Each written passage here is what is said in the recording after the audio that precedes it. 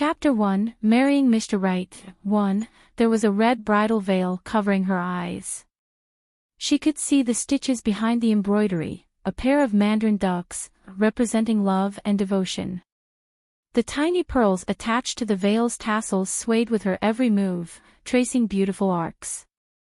A delicate watery fragrance was drifting in the air, creating a calming atmosphere within the room. Chu Lian lifted the veil slightly and cast a measuring gaze over the arrangements of the bridal chamber. There was a pair of red wedding candles as thick as a child's arm burning on the table, and a basket of red eggs in front of them. A decorative screen made of agarwood with a carving of the 4 seasons stood next to the table. There were even square pieces of Lantian jade, each about the same size, inlaid on the screen. This scene was exactly the same as the one described in the novel. A wave of joy burst forth in Chu Lian's heart. She had really transmigrated into the novel she had been reading, and she had even taken the place of the female lead. What she was experiencing now was the beginning of the novel. Chu Lian was filled with expectation. Now that she was the female lead, she could marry the perfect man described in the novel. She was not going to violate her marriage vows like the novel's female lead, Chu Lian, had. She was going to be a virtuous wife, pass carefree days with her husband, and properly manage her own household in order to make up for the previous regrets that she had had in the modern world. It was a pity that she had only read halfway through the book before she had been transmigrated. While she was lost in her thoughts, the sound of footsteps and voices came from outside the room. Chu Lian hurriedly lowered her veil and corrected her posture. A flustered maidservant, Fu Yin, came in to remind her, "6th Miss, the bridal attendants and young master are here." Another maidservant, Shi Yin, quickly adjusted Chu Lian's bridal dress before standing respectfully with Fu Yin to one side. Chu Lian made a sound of acknowledgement. Her heart was thumping in her chest and she was unbelievably nervous inside. She felt like her heart was about to leap out of her throat. The bridal attendants' congratulations rang out, followed by the candid and teasing voices of some men. In an instant, the peace in the room was broken by the noise outside, and the atmosphere turned boisterous and joyful. "San Lang 1, quick, take off the veil and let us see what kind of beauty our sister-in-law is." "That's right, he's San Lang, we can't wait any longer." One of the bridal attendants echoed the teasing and happily picked up a golden rod from a nearby maidservant serving tray, passing it over to the 3rd son of the He family. "3rd young master, please pull aside the veil. May all your wishes come true." Their gazes shifted to the bride sitting in proper posture on the bed. Everyone wanted to see what the He family's newest daughter-in-law looked like. Thus, no one noticed the trace of mocking contempt that flashed through the groom's eyes. From behind the cover of the bridal veil, Chu Lian could only see a pair of black and red wedding boots in front of her. They were embroidered with a complicated pattern of flowing clouds and looked quite pretty. The golden rod appeared under her veil. In the next second, the red that had filled her vision transformed into a bright world. The sudden light was overwhelming. Chu Lian couldn't help but squint. The bride's beautiful features were revealed when the veil was lifted: curved brows, red lips, almond-shaped eyes, and rosy cheeks. Like a newly blossomed lotus, she looked bashful and lovely. Chu Lian only raised her head and glanced once at her future husband, He Changdi too, before lowering her head again, not daring to look any longer. However, it was this unbearable bashfulness that added a touch of color to the beautiful bride before them. Instantly, one of He Changdi's good friends started to tease him. "San Lang, you lucky little brat." Even 2nd young master patted his little brother's broad and sturdy shoulders in satisfaction, giving his approval of his new sister-in-law. He Changdi was quickly dragged out by his good friends for drinks. The bridal attendants left some instructions before leaving as well, allowing the bridal chamber to settle back into tranquility. Chu Lian's heart was still beating crazily. Thinking back to that one quick glance, she was still in disbelief that such a handsome and perfect man would soon become her husband. So immersed in her joy, Chu Lian had completely overlooked the strange look in her new husband's eyes when she had met his gaze just now. Meanwhile, senior servant Gue 3 frowned as she tidied up some things at the side. She was already over 30 years old, and had already seen countless people. Just now, when everyone had been focused on the bride's face, she had been looking at the new young master's expression. You could tell whether a man was satisfied with his bride from the look on his face. Senior servant Gue had absolute confidence in Chu Lian's appearance. However, after seeing such a beautiful young girl, the new young master hadn't shown any signs of being taken aback. Instead, his eyes were like a deep lake or an old well, calm and still, without any signs of a ripple. The thought gnawed at senior servant Gue until she could not help but turn to look at sixth miss, who was still sitting by the bed with her lips curled up. A knot of anxiety sat heavy in her chest, and she could only hope that her old eyes had seen wrongly. Unless their hearts were made of steel, what kind of man wouldn't treasure such a beautiful flower? Sanlang literally means a third son. When used with a surname, it means a third son of XXX family. This is used by both outsiders and family. When used by outsiders, it becomes a title, like third son of the He family. When used by family, it becomes more of a nickname, like number 3. It's used interchangeably with the real name of our male lead, so treat it like a second name for him. Right arrow curving left He Changdi is the real name of our male lead. He's also referred to by his nickname, He Sanlang.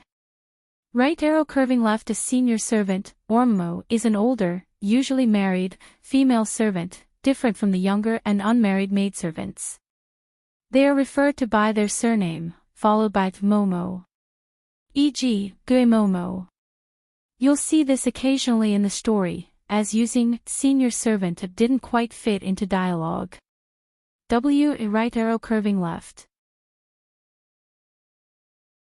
Chapter 2, Marrying Mr. Right. 2. Chu Lian was about to take off her phoenix crown when she was held back by Xian. Sixth miss, the bridal attendant left instructions for you just now. You have to wait for third young master to personally take off the phoenix crown. Chu Lian helplessly put down her hands and stretched her aching neck instead. She could only leave it like this. Xian felt that sixth miss actions were a little funny. Don't worry, sixth Mississippi. They won't delay young master for too long with matriarchy in attendance. Young master will be back soon. Xian's teasing made Chu Lian blush. Why do you have so much to say today when you're usually so silent? Chu Lian glared at her in rebuke and calmed down. She stood up and ordered the maidservants to put away the things she had brought with her. Before an hour had passed, a maidservant announced from outside that young master had returned. Some dried foods, including peanuts and dried longans, were scattered over the red covers of the conjugal bed. One right after Chu Lian got senior servant Gue to clear those away, He Changdi stepped into the outer chamber. No one was following by He Changdi's side this time, only a bridal attendant who had come to pass down some customs. After He Changdi stepped into the inner chamber, the bridal attendant smiled as she indicated for a maidservant to bring in the nuptial wine that had been prepared earlier. Third young master, third young madam, after drinking this nuptial wine, you'll become a couple who will go through thick and thin together. The bridal attendant was full of smiles as she handed the nuptial wine over. He Changdi stood tall and straight like an unfellable, sturdy pine. Had there been an audience, his poise would have garnered the admiration of many. He took his cup but continued to stand in front of the bed without moving. The bridal attendant suddenly felt as if the atmosphere in the bridal chamber had turned cold. She secretly wiped away the cold sweat from her forehead before smiling brightly and handing the other cup of nuptial wine to Chu Lian. After third young master and third young madam have drunk the nuptial wine, third young master has to personally remove the phoenix crown on third young madam's head, so that your days will be full of peace and harmony. Right after the bridal attendant finished blessing them with auspicious words, Changdi spoke, his tone frigid. All right, you can leave now. Ha. The bridal attendant was still a little stunned when she subconsciously replied, third young master, you haven't drunk did you not hear what I said? Changdi's voice abruptly turned grave, chilling the previously warm air of the chamber. The bridal attendant was simply a servant, so she didn't dare to argue with the He family's third young master.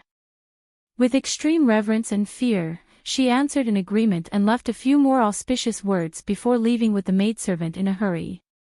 She racked her brains but couldn't tell what fit this young master was pulling, so she could only lament that she was probably the first bridal attendant to have been chased out of a bridal chamber. Chu Lian had been waiting to drink the nuptial wine with her head lowered. She blanked out for a moment, not understanding what Changdi was doing. Why was this sequence of events a little different from the novel? While she was still confused, Changdi ordered senior servant Gue, Xian, and the rest of the servants out. Chu Lian raised her head to look at the third son of the He family. His brows were nicely shaped and his features were well defined. Upon seeing his actual person, his face seemed to have been made of fine jade. Chu Lian thought that he was even more handsome than how the novel had described him. But what was with that unrestrained frosty look in his eyes?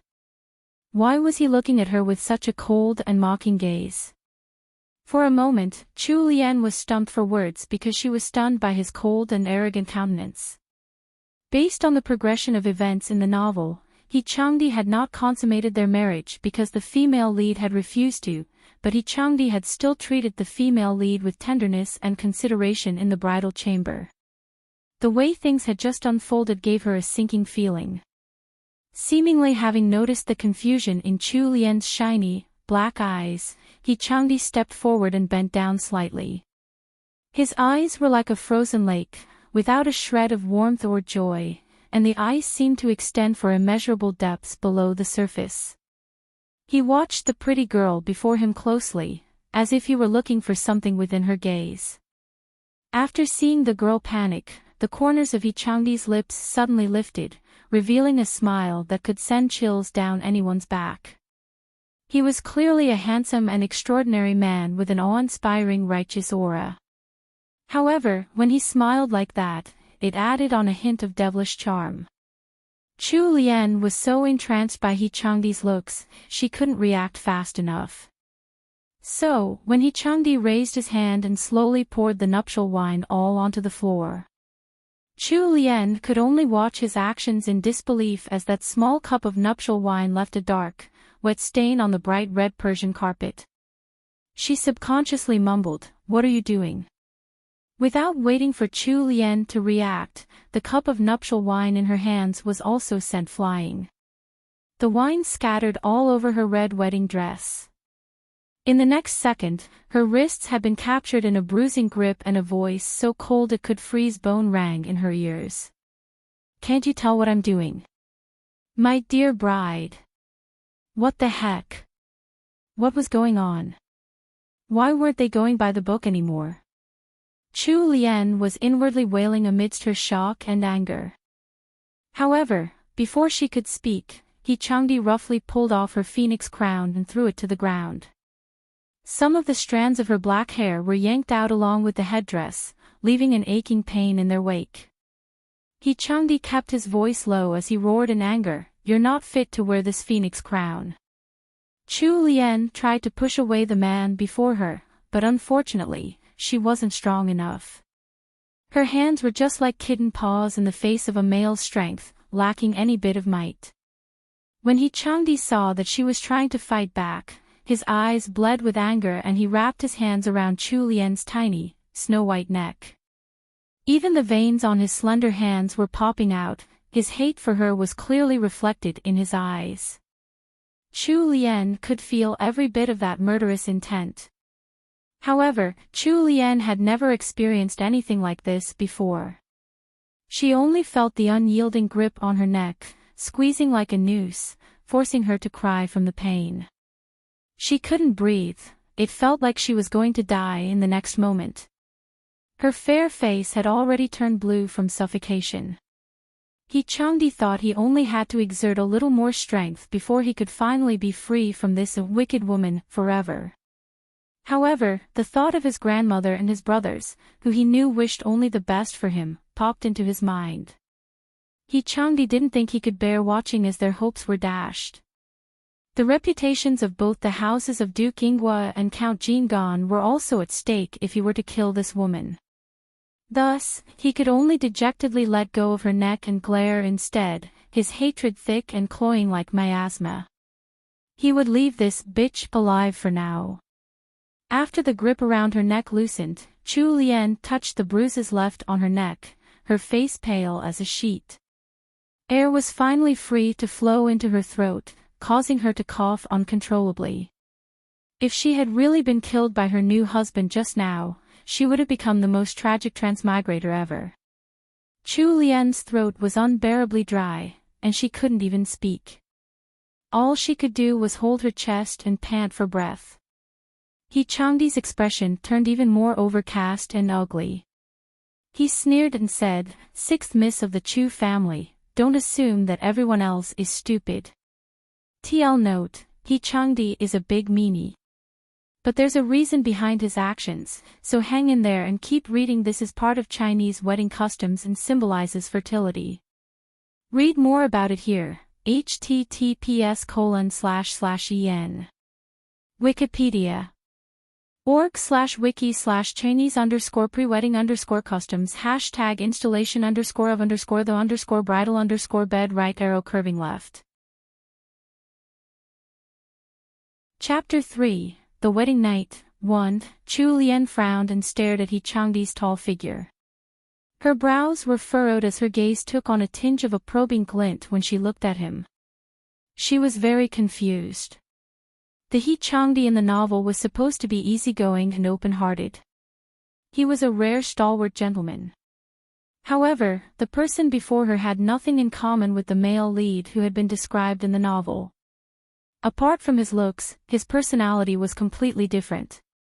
If the Changdi in the novel was like a noble, unsullied bright moon, then the Changdi before her was like a cold wind cutting through the night, bringing chills wherever he went. How had this happened? Chu Lian thought long and hard, but she still couldn't understand. Everything had gone exactly like the novel had described, except when it came to Changdi. As for the newlywed groom standing with his hands behind his back, he tossed his sleeves and heartlessly walked right out of the bridal chamber. It was as if gazing upon his pretty bride for a moment longer would make him blind, so the only answer left was to leave. After Changdi had left, senior servant Gue and Chu Lian's personal maidservants rushed in. When they saw Chu Lian sprawled on the ground, eyes blank and hair a mess, the phoenix crown unceremoniously lying on the floor, senior servant Gue's eyes reddened as her mind filled in the details of the events that had just occurred in the bridal chamber. "Sixth miss, please stand up. The floor is cold, you have to take care of your body." Senior servant Gue discreetly wiped the corners of her eyes and pulled Chu Lian up with the help of Jingyan, letting her rest on the bed. After sending Xian to the bathroom for hot water, senior servant Gue gently asked, "Sixth miss, what happened with young master just now? Did Sixth miss suffer any grievances?" Chu Lian finally regained her senses. She still couldn't wrap her head around how Changdi's personality had changed so much. Raising her head, she took a look at the nursemaid and maidservants who had accompanied Chu Lian when she had left her maiden home. Chu Lian bore with the pain in her neck and the doubts in her heart to smile at them, trying not to look so pitiful. She knew that these servants cared for Chu Lian wholeheartedly. "It's nothing. You don't have to worry about it, Momo." One let Xian and the others prepare some hot water. "I want to bathe and get out of this cumbersome bridal dress." It seemed like she wanted to hide what just happened by changing the topic, so senior servant Gue felt that she shouldn't continue pursuing her line of questioning. However, she couldn't stop worrying and urged, "Sixth miss, don't forget. You have this servant and these few girls by your side. Chu Lian nodded absent-mindedly, making senior servant Gue anxious. While Fu Yan was helping Chu Lian wash in the bath, she discovered the bruises wringing her fair neck. Fu Yan jumped in shock, but with a quick turn of wit, she didn't ask Chu Lian how she had gotten those bruises. Instead, she went to report this matter to senior servant Gue without Chu Lian's knowledge. After having a hot bath and changing into a thin, red nightgown, the lighter weight on her body finally helped dispel the rest of the fright He Changdi had given her. When she came out of the bathroom, Ming Yan had already tidied up the conjugal bed. Fu Yan supported her as she walked to the dressing table and helped her remove her makeup. By the time Chu Lian finished drinking a small cup of fragrant tea, it was already 9 p.m. The groom should have returned to the bridal chamber by now. Although Chu Lian didn't understand why He Changdi's personality had changed so much, she still waited patiently. Finally, a maidservant dressed in green came. The maidservant passed on a message. Third young madam, third young master drank too much at the banquet just now because he was receiving toasts from a few princes and close friends. He was afraid of disturbing young madam with the smell of alcohol, so he's already settled in the study. He says to let young madam rest earlier. When senior servant Gue and the other maidservants heard the green-clad maidservant's words, all of their expressions turned blank in shock. He Sanlang wasn't going to enter the bridal chamber. If this were to spread out of the estate, how would their young miss be able to raise her head outside? Sixth miss, how could this be? Why don't you let this old servant send someone to invite third young master over? Senior servant Gue couldn't understand why He Changdi had refused to even enter the bridal chamber. There were no grudges between the two families, and sixth miss hadn't offended anyone in the house of Count Jingyan too either, let alone He Sanlang. The two of them had not even met before the wedding, so how could there be any resentment between them? However, Chu Lian shook her head and sent the green-clad maidservant away. There's no need for that. Momo, why don't you all go to bed? There's no need for us to invite him. He Sanlang will return to the bridal chamber by himself. As for why Chu Lian would say something like that, it was purely because of what she had just experienced. He Changdi had nearly strangled her to death, but he had left her hanging by a thread in the end, frightened, but alive. Combined with the mysterious things that she couldn't make head nor tails of, it was highly unlikely that He Changdi was avoiding the bridal chamber because he was drunk. Besides, when he had come in just now, she hadn't smelled a trace of alcohol on him. He was clearly doing this on purpose to humiliate her. Since he was doing this on purpose, why would she try to invite him back? Wasn't that just asking to be humiliated? Furthermore, when had a bride ever needed to beg for her husband to enter the bridal chamber? Sixth miss. Fu Yan stubbornly refused to go to sleep. How could third young master act like this? Sixth miss was his formal and legal wife. All right. Go wash up and go to bed. We still have to get up early tomorrow. Nothing will change even if you fuss around here. Senior servant Gue could only bring the other maidservants out with her as she left, leaving Chu Lian alone in the bridal chamber. Momo means senior servant, referring to an older, married female servant. Chu Lian is speaking in a more casual tone, so having senior servant in the dialogue didn't quite fit. I'll be using Momoin dialogue and senior servant as the full title in narration from now on. Right arrow curving left. The house of Count Jingyan refers to the He family. Jingyan doesn't refer to the family's surname, but is more of a title bestowed along with the peerage. Right arrow curving left.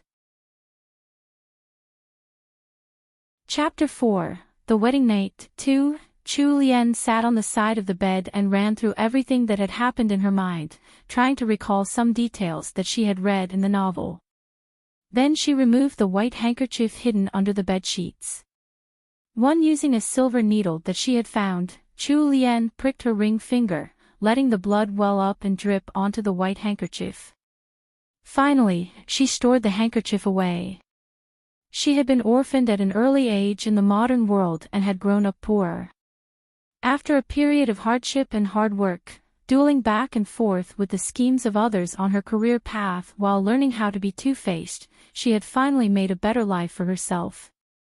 Thus, Chu Lian wasn't naive at all. In fact, she was rather smart and tenacious. She knew how to wait and observe the situation. Although she had been hoping for a perfect and genuine romance, it didn't mean that she was an absolute fool. Everything that had happened just now was already enough food for thought. She was even starting to suspect that the current He Changdi could be in a similar situation as hers, and was no longer the original He Changdi. Chu Lian believed in herself. She wasn't a softie that someone could just trample over. The most important thing right now was to make sense of the situation. That said, Chu Lian felt rather lucky that she had some foreknowledge of what was going to happen. Although she wasn't too clear on the current situation anymore, she wasn't going to just sit there and be humiliated. If He Changdi was still the original He Changdi, then she wouldn't mind playing nice with him and treating him as her actual husband. However, if He Changdi had changed and become a bastard, then she wouldn't let him play around with her as he liked. After consolidating her thoughts, Chu Lian burrowed into the auspicious red blankets and slipped into dreamland within a few short moments. What's the situation over there? A tall, lanky figure hidden under the dim candlelight questioned an inconspicuous maidservant. Replying to third young master, third young madam has already gone to bed. What? The hand He Changdi had been holding behind his back abruptly tightened into a fist, his knuckles turning white. Chu Lian's reaction was completely out of He Changdi's predictions. He had avoided going to the bridal chamber in order to humiliate her, but he hadn't thought that that bitch could still sleep this easily. Recalling all the events that had happened in his past life, He Changdi felt only hatred welling up inside him. He couldn't change his marriage, but he wouldn't let this woman occupying the position of his legal wife pass her days peacefully. Otherwise, how could he bear the pain she had inflicted on him in her previous life? While most people treasured every moment of their wedding night, He Changdi hated that this night couldn't pass quicker. He wanted to see his good wife's ugly expression when she wouldn't be able to hand over the white handkerchief that acted as a virginity test the next day. As expected, before the sun rose, after waking from her deep sleep, Chu Lian heard the soft rustling of clothes being taken off. The wedding candles were still lit up, so she could clearly see the person standing by the bed just by opening her eyes a little. He Changdi was tall and slender, but he didn't seem too skinny or weak. With long brows and handsome features, he exuded a heroic aura. Looking at him under the dim light, the cold and gloomy expression he had during the day was gone. Without it, he appeared as handsome as a god. He really lived up to his title of He Sanlang the Fair. At this moment, He Sanlang finally fit with his description in the novel. However, upon thinking of He Changdi's changes, Chu Lian rolled her eyes and shut them, going back to sleep once again. He Changdi had stayed in the study for more than half the night with an uneasy state of mind. It was the start of winter, so no matter how strong and healthy he was, he still felt cold all over in the end.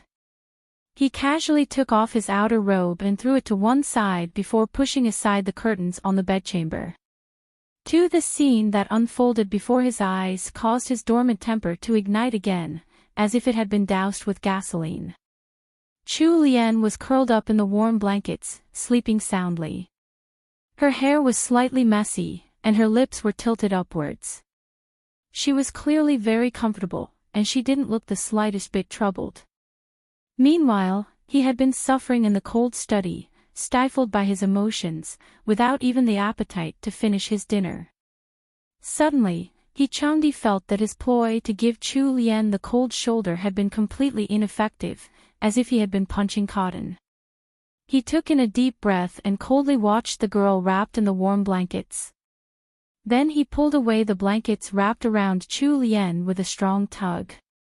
Chu Lian was already used to sleeping alone, and she liked to wrap herself up in her blankets when she slept to preserve warmth. When Changdi tugged the blankets like that, it wasn't only the blankets that were pulled away. Chu Lian rolled along with the tug and ended up sprawled over the outer half of the bed. Changdi let out a depressed sigh and could only bring out another set of blankets and move them over to the now empty inner part of the bedchamber.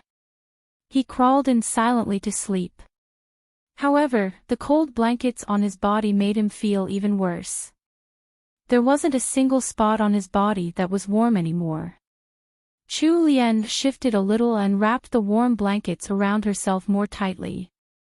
In her heart, she thought to herself in bad taste that Sanlang could simply freeze to death.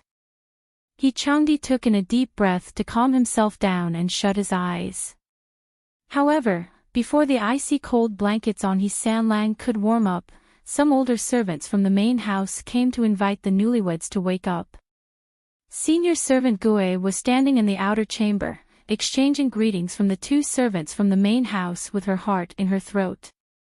If Countess Jingyan or Matriarch He found out that third young master had not stayed in the young mistress' room last night, then how would the young mistress be able to comfortably live in the estate of Count Jingon from now on? Although senior servant Gue was still carefully receiving the older servants together with Xian, she was close to collapsing inside. Finally, she heard Chu Lian calling for Jingyan to enter in a soft voice. This white handkerchief is used as a test for the bride's virginity. If there's no blood on it after the wedding night, it either meant that the bride was not a virgin, a huge thing in ancient China, or that the couple had not consummated the marriage.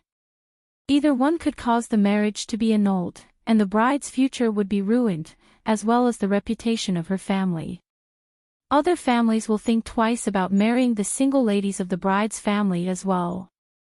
Right arrow curving left. The bedchamber here refers to a very specific type of bed used in ancient China, called Qiangong Chuang, literally, bed made with the labor of 1,000 men. Here's a pic. Right arrow curving left. Chapter 5, The Virgin Test. 1. Jingyan entered with a restless heart, but came out full of smiles.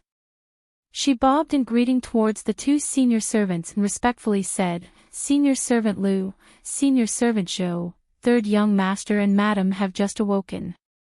I'm afraid the two of you will have to wait for a moment longer. Senior Servant Lu was one of the stewards by Countess Jingyan's side. Upon hearing Jingyan say so, she hurriedly waved her hands and said, It's this old servant who came too early and disturbed third young master and madam's rest. Senior servant Gue didn't dare to let these two esteemed guests stand outside and wait, so she ordered the maidservants to bring snacks. She then brought out some Shiliang One specialties that they had brought specially from the house of Duke Ingguo for these two senior servants. Meanwhile, within the bridal chamber, Chu Lian had already risen after hearing the movements from outside. She smiled and put on a surprised expression as she cast a glance towards Changdi, who had also woken up and was resting against the side of the bed. Husband, when did you return to our room? I didn't notice you at all. Changdi didn't even bother looking at her. He chose to stare at the canopy of the bed instead, speaking as if Chu Lian was worth less than even the lifeless curtains. If you have the leisure to think about when I came back, why don't you think about how you're going to confess to the two servants outside? He leaned against the headboard, looking like he was simply here to watch a show, clearly intending to just be an observer. After the wedding night, if a bride wasn't able to present the white handkerchief, there were only two reasons: the bride wasn't a virgin, or the newlywed couple didn't consummate their marriage. No matter which reason it was, the consequences were not something Chu Lian could bear. She had just married into the house of Count Jingyan. Although she wouldn't be able to gain a firm foothold in the household for the time being, the very least she should do was refrain from earning their ire so early into her marriage. Thank you for your reminder, my husband. Chu Lian smiled as she spoke before letting Xian come in to serve her. Her smiling face was pleasant like a flower in bloom, but Changdi only felt that it was disgustingly fake. He turned to one side, unwilling to look at her for a minute longer.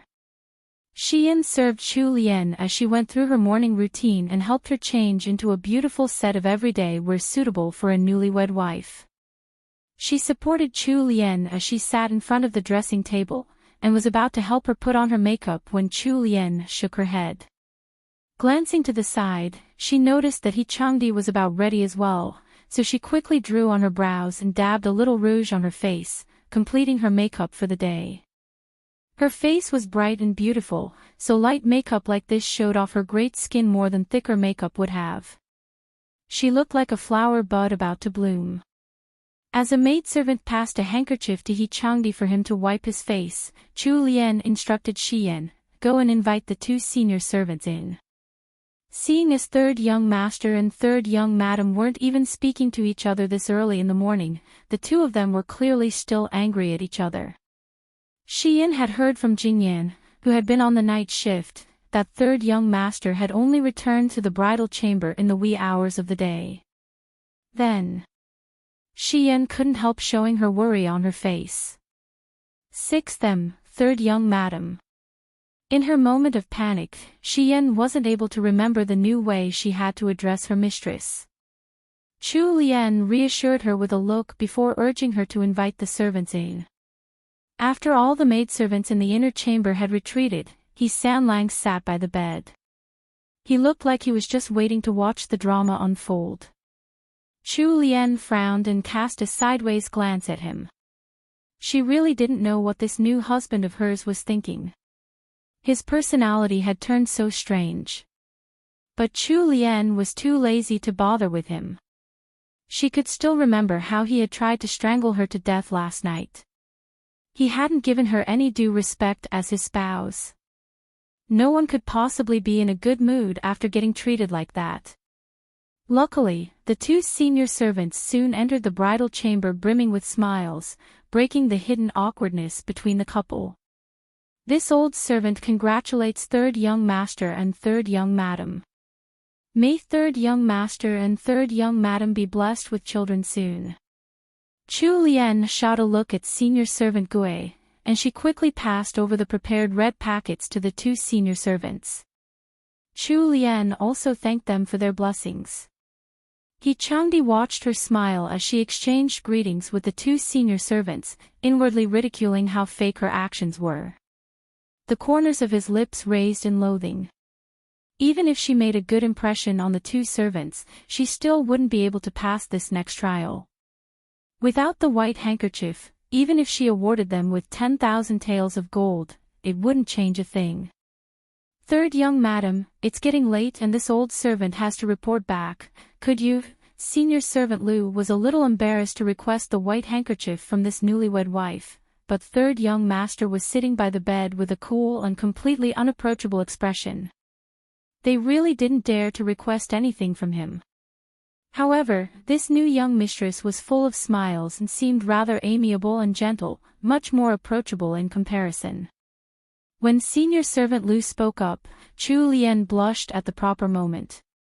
She lowered her head, acting shy as she coughed twice. She even turned and glanced at He Changdi bashfully, the very picture of a new wife. Even He Changdi was almost tricked by her.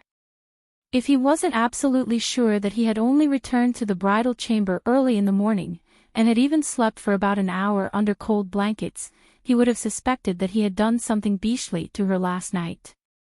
He Changdi gritted his teeth as his handsome face turned even more overcast. Chu Lian lowered her head and instructed senior servant Gui to retrieve an exquisite sandalwood box from the drawers to the side, before passing it to senior servants Lu and Zhou. The 2 servants opened the wooden box and checked its contents. They then exchanged glances and smiled brightly. "We've troubled you, third young madam. We'll take our leave now and report to the main house." The 2 senior servants were about to leave when He Changdi coldly called out to them. "Hold it." They turned around with suspicion and bobbed in greeting to He Changdi. "Third young master, is anything the matter?" Xiliang was one of the states in the 16 Kingdoms period in Chinese history. It's located somewhere in the west of modern China now. You can read more about it here. https://en. Wikipedia.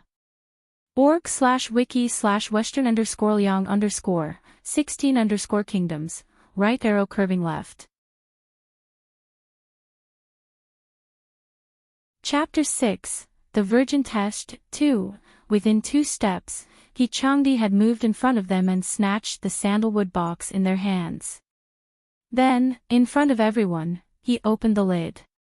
Upon seeing the spots of red on the white handkerchief inside, Changdi coldly looked towards Chu Lien. His chest heaved in frustration. He found it hard to believe that she had even prepared this from early on. She had covered all her bases. So she could do anything for the sake of that man. After having the box shoved back into her hands by third young master, senior servant Lu stared blankly at him, completely stunned by Changdi's reaction. She really didn't know what kind of fit third young master was having today. Earlier, she had heard rumors that third young master wasn't happy with this marriage, so it seemed like it was true. However, since the two of them had already consummated their marriage, they had to spend the rest of their days together. Third young madam was a legitimate daughter of the house of Duke Ingwa, and this matter involved the reputations of 2 families. Furthermore, third young madam was kind and seemed like a good lady.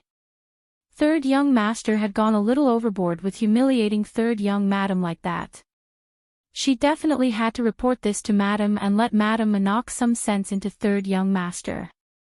Changdi didn't know that his one thoughtless action had caused senior servant Lu to think of reporting his actions to his mother. Since nothing's the matter, third young master, this old servant will take her leave. Chu Lien instructed senior servant Gue to escort the 2 senior servants out, then sent Jingyan to prepare the gift she would need to present when meeting the more senior members of the family later that day. She had already written out a list last night and handed it over to Jingyan to arrange for her. Only the 2 newlyweds were left in the bridal chamber again. Changdi abruptly sneered and walked to her side, looking down on her with his height. It seems like you were already prepared. I've underestimated you. So you don't even have a single shred of honor left. How could you falsify something like that? Chu Lien was in the middle of inserting a jade orchid hairpin into her cloud-like hair bun. Upon hearing him speak, she glanced at him. However, she didn't angrily shout back as Changdi had imagined. Instead, she smiled at him with an appropriate, easygoing smile as beautiful as a blooming peony. Didn't you wake up in the bridal chamber this morning, my dear husband? How could I have falsified anything? What are you talking about? Changdi was so angered that laughter bubbled out of his throat. He fixed his narrowed gaze on Chu Lien, a little surprised that she would speak to him in that manner. Suddenly, he said, I wonder how Xiao Wujing would react if he discovered your actions. Chu Lien frowned and searched through the memories she had of the novel. She realized that she hadn't seen any mention of a person called Xiao Wujing, at least, not in the first half of the book that she had read. Husband, it's getting late, we have to go and pay our respects. Chu Lien finished putting on her accessories and turned to Changdi. With a smile on her face, she then bobbed in greeting, her posture as perfect as one would expect from a noble young lady. Changdi's eyes were still tightly glued onto her. After realizing that there wasn't a single glimmer in her eyes and that her expression was level and sure, even leisurely, his brows started to furrow together. Changdi turned around, and completely dropped the suspicion that Chu Lien had reincarnated like he did. If Chu Lien had reincarnated as well, she couldn't possibly forget who Xiao Wujing was. Actually, Xiao Wujing had been mentioned before in the novel. Xiao Wujing was originally named Xiao Bojian, and he was the male lead of the book. However, the first half of the book had not mentioned Xiao Bojian's other name at all, so Chu Lien was completely clueless. Within the bridal chamber, the newlywed couple looked to be getting along well on the surface, but in actual fact, they were of different minds. Changdi cast a glance at Chu Lien standing by his side. Although she was different in some ways, she was still the same person as before, full of malicious intent and trickery. For the sake of herself and Xiao Wujing, she had never cared about the lives of others. Senior servant Gue was already getting a little anxious while waiting in the outer chamber.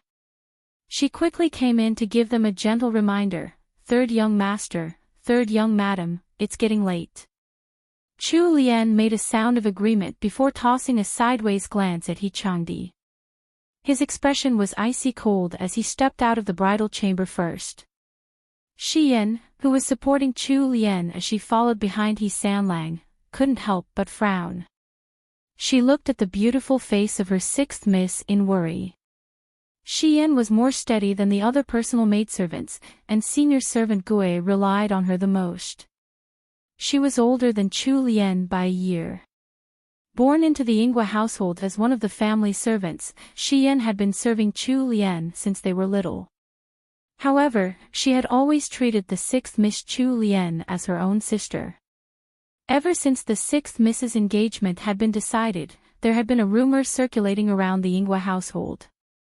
Supposedly, there was some unmentionable secret behind matriarchy bringing He Sanlang over and specifically requesting an engagement to the sixth Miss of the House of Yinghua. Although the status of the House of Duke Yinghua had declined in the past few decades, they were still born of nobility and had, for a few generations now, worked hard to expand their family tree. When it came to Chu Lian's generation, there were 11 daughters alone in the household. Only the old Duke of Yinghua had a place in the imperial court, and none of the males of the younger generations seemed to stand out. Since the house had declined to such a state, it should have been hard for the ladies to even marry into another noble house, but it just so happened that these ladies had somehow become famous for a rather special trait. The eldest miss from the previous generation married the grandson of the Marquis of Fuan and gave birth to 2 healthy sons after 3 years. The second miss married the second son of the vice minister of the Ministry of Official Personnel Affairs and her first child was a boy. The third miss was sent far away and was married to the military commissioner of Guizhou. She gave birth to a pair of sons in the second year of her marriage. After that, the first child of any bride coming from the house of Duke Yinghua would, without any exceptions, be a son. This matter had spread all over the capital, Shenyang, 2 years ago for a period of time. TL note, this is what Chu Lian's hairstyle looks like. Chapter 7, Tea Ceremony 1.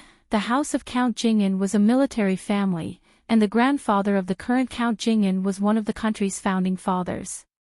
Although the title had already been passed down for 3 generations and their rank had dropped from duke to count, the power of the house Jing'an could not be underestimated.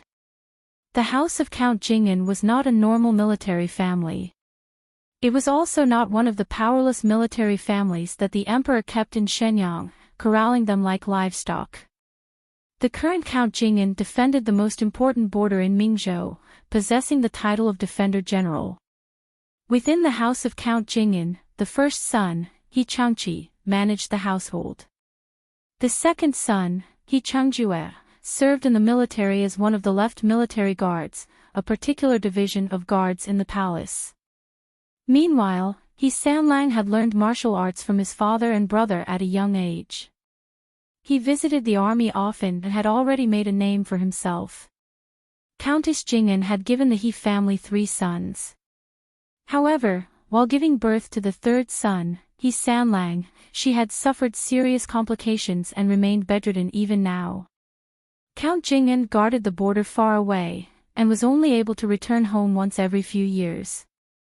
The He family also had a special rule: the sons of the He family could only marry a single wife.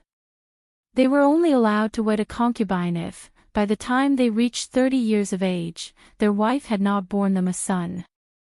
Although Countess Jing'an was now in poor health, she had given the He family 3 sons, so matriarchy treated her daughter-in-law rather well. However, perhaps Count Jing'an had used up all of the He family's luck in producing heirs. When it came to the youngest generation, not a single heir had been born yet. The heir of Count Jing'an, He Changqi, had married the granddaughter of Marquis Dingyuan, Lady Zhou. Lady Zhou had only gotten pregnant a year and a half after marrying into the He family. However, her first child was a girl. After 2 more years, she had gotten pregnant again, but the resulting child had been yet another girl.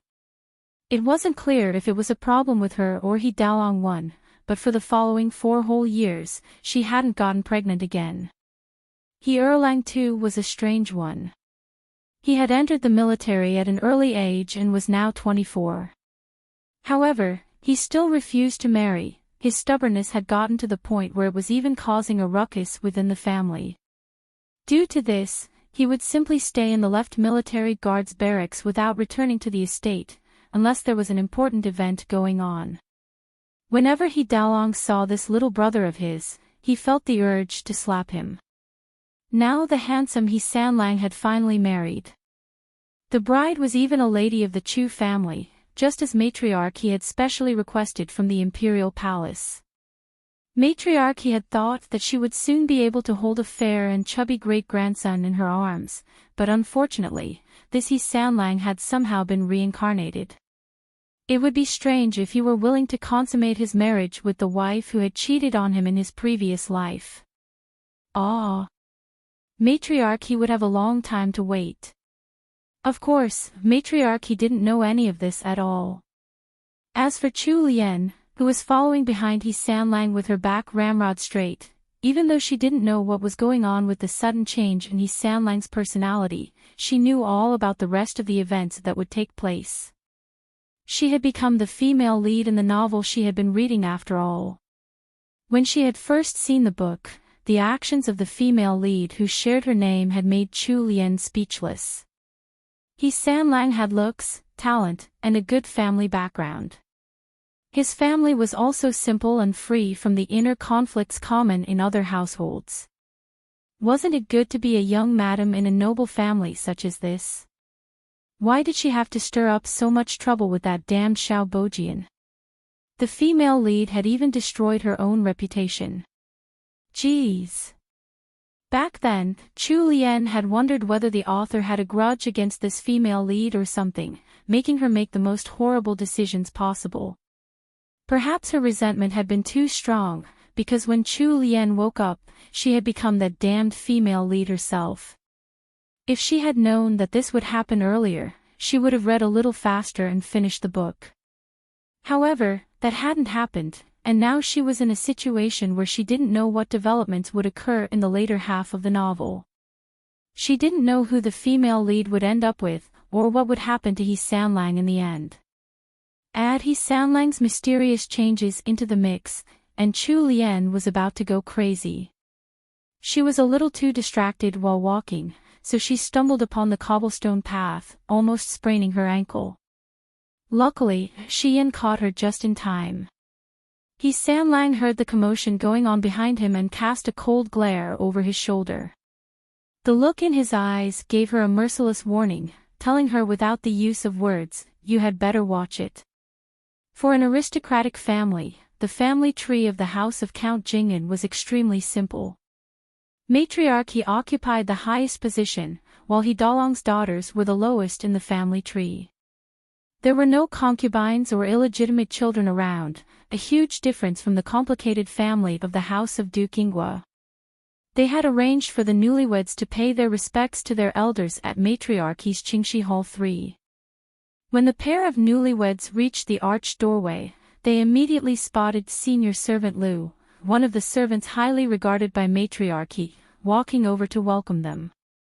This old servant pays respects to third young master and third young madam. Chu Lian hurriedly moved forward to lift senior servant Lu up.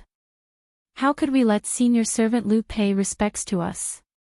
For this senior servant Lu was one of the senior servants who managed the household and held actual authority. She also had a rather good personality and was someone worth making friends with. Chu Lian secretly made note of all this information in her heart. When He Changdi saw that she was being so eagerly attentive towards a senior servant on her first visit to the He estate, he felt even more strongly that her pleasant disposition was nothing more than a facade. Following the saying out of sight, out of mind, He Changdi entered Qingxi Hall first. Senior servant Lu frowned when she saw He Sanlang's actions. She turned to Chu Lian with a smile and took her hand, personally leading her into the courtyard. Dalang means first son, and is used in the same way as Sanlang. Right arrow curving left, Erlang means second son, and is also an affectionate address like Dalang and Sanlang.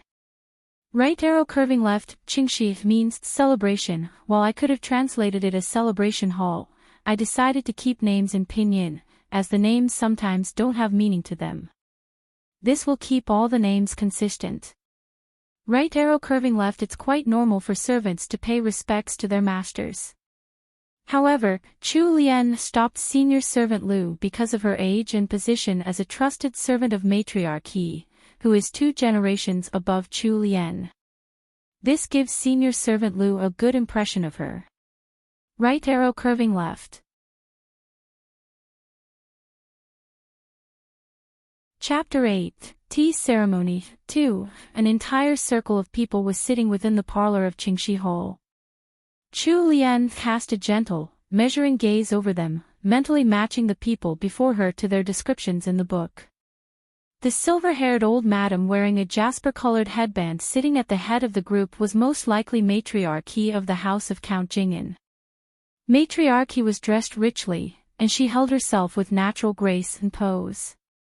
Although there wasn't a single black hair left on her head, her face did not show any hint of her age. She looked to be 50 or 60 years old at most. Count Jing'an was stationed at the border of Mingzhou and couldn't return without an imperial edict.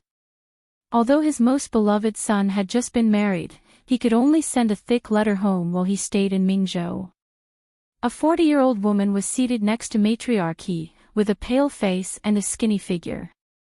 Although she was decked in ornaments of pearl and jade, it couldn't disguise the sickly air surrounding her. This woman must be her mother-in-law, who was often bedridden due to her condition. Next, there was a beautiful, well-developed woman who looked to be in her 20s sitting next to Countess Jing'an. She was dressed in a pale mauve dress, demure and poised, with a distinctive aura. 2 little girls were standing by her side, one of them a little bigger and the other a little smaller. These 2 little ladies were the youngest daughters of the house of Count Jing'an, Little N and Little Lin 1. The wife of the first son of Count Jing'an, Lady Zhou, didn't seem to be good or bad as described in the first half of the novel, so Chu Lian wasn't sure if Lady Zhou was someone she should get close to. 2 middle-aged women were seated next to Lady Zhou. The novel only mentioned them once. These 2 were matriarchy's daughters, who had married out of the house. He Daolong and He Erlang were seated on matriarchy's other side. He Daolong was a tan and burly man and He Erlang looked quite similar to He Daolong. In this manner, it seemed like these 2 were the real sons of a military family, whereas He Sanlang's clean, elegant, and gentlemanly appearance made it seem like they weren't born from the same mother. She wondered if her father-in-law, Count Jing'an, looked like He Daolong, a rough middle-aged man. He Sanlang didn't bother with Chu Lian at all. Seeing that 2 senior servants had placed a cushion in front of them, he immediately knelt down on it. Chu Lian had just married into this family, so she didn't dare to look around for too long. She followed He Sanlang's actions and knelt down docilely. Senior servant Lu smiled as she passed 2 cups of tea over to the newlyweds. Chu Lian received the teacup and held it up with 2 hands as she passed it to matriarch He. Granddaughter-in-law pays respects to grandmother. May your fortune be as boundless as the eastern sea, and may your lifespan exceed the age of the southern mountain.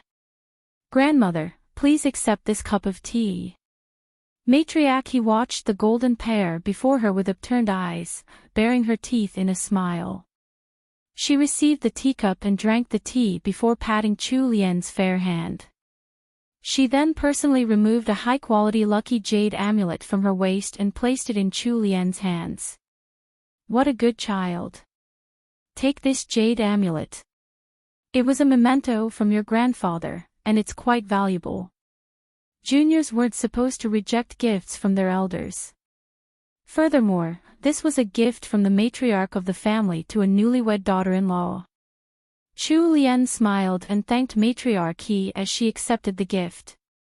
He Changdi continued kneeling with his back stiff as he coldly watched the events before him. Ha!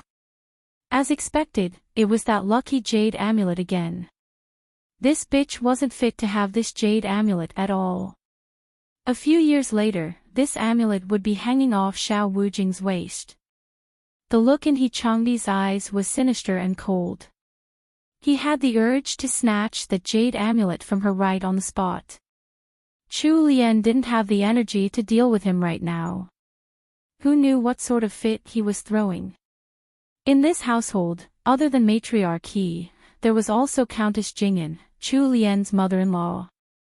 He Sanlang was Countess Jing'an's most favored son, and Countess Jing'an cared for him the most. Chu Lian wasn't sure what her mother-in-law's personality was like, so she simply paid her respects with tea. Countess Jing'an was in poor health, so she only sipped a mouthful of tea before instructing the new couple to live in peace and harmony. Following that, she took off a blood-red jade bangle from her wrist and gave it to Chu Lian. Chu Lian looked upon the first meeting gifts that were exactly the same as what the novel had described, and she smiled helplessly in her heart. The rest of the people left were the family members of the same generation, so she didn't need to kneel while offering them tea. Then it came time to greet He Daolong and Lady Zhou. Lady Zhou was seated in a row with her two sister-in-laws, so it was hard to pick her out at first glance. At the moment, the newlyweds were the only ones standing in the center of the parlor, and Chu Lian didn't have anyone to guide her. He Changdi stood with his hands behind his back, watching expressionlessly from beside her without a single helpful hint. Matriarch He frowned upon seeing this. Luckily, Chu Lian had read the novel. Otherwise, she really might have committed a social faux pas. Chu Lian bobbed in greeting towards the young madam in pale mauve, calling out to her, "Greetings to eldest sister-in-law." She then turned to the tan, burly man on the other side and greeted him as eldest brother. After presenting cups of tea to them and receiving their gifts, she then continued to pay her respects to the remaining family members in order. When they were done with the ceremony, the newlyweds stood at the leftmost position. He Changdi's handsome face was wooden. Chu Lian fidgeted a little, feeling a little constrained since the customs here were very different from modern society. Although she already had the foreknowledge of the novel's events, it was still her first time navigating this kind of society. Luckily, the He family had a simple family tree, otherwise, she would have felt even more anxious. Wife, He Sanlang, who couldn't be bothered to deal with her ever since they had woken up, suddenly came close and called her with gritted teeth. Finding it strange, Chu Lian turned to him, blinking her big, innocent eyes as she looked at He Changdi. "Husband, is anything the matter?" He Changdi wanted to strangle that wicked woman. Acting all innocent in front of him. She would probably still be acting in her coffin if he killed her right now. His entire body stiffened, and he clearly enunciated every single word as he spoke at a volume that only the two of them could hear. "You're stepping on my shoes." Chu Lian cast her gaze downwards and quickly pulled back her foot. He Changdi's expression turned even darker. He clamored inwardly with rage. Keep acting, keep acting.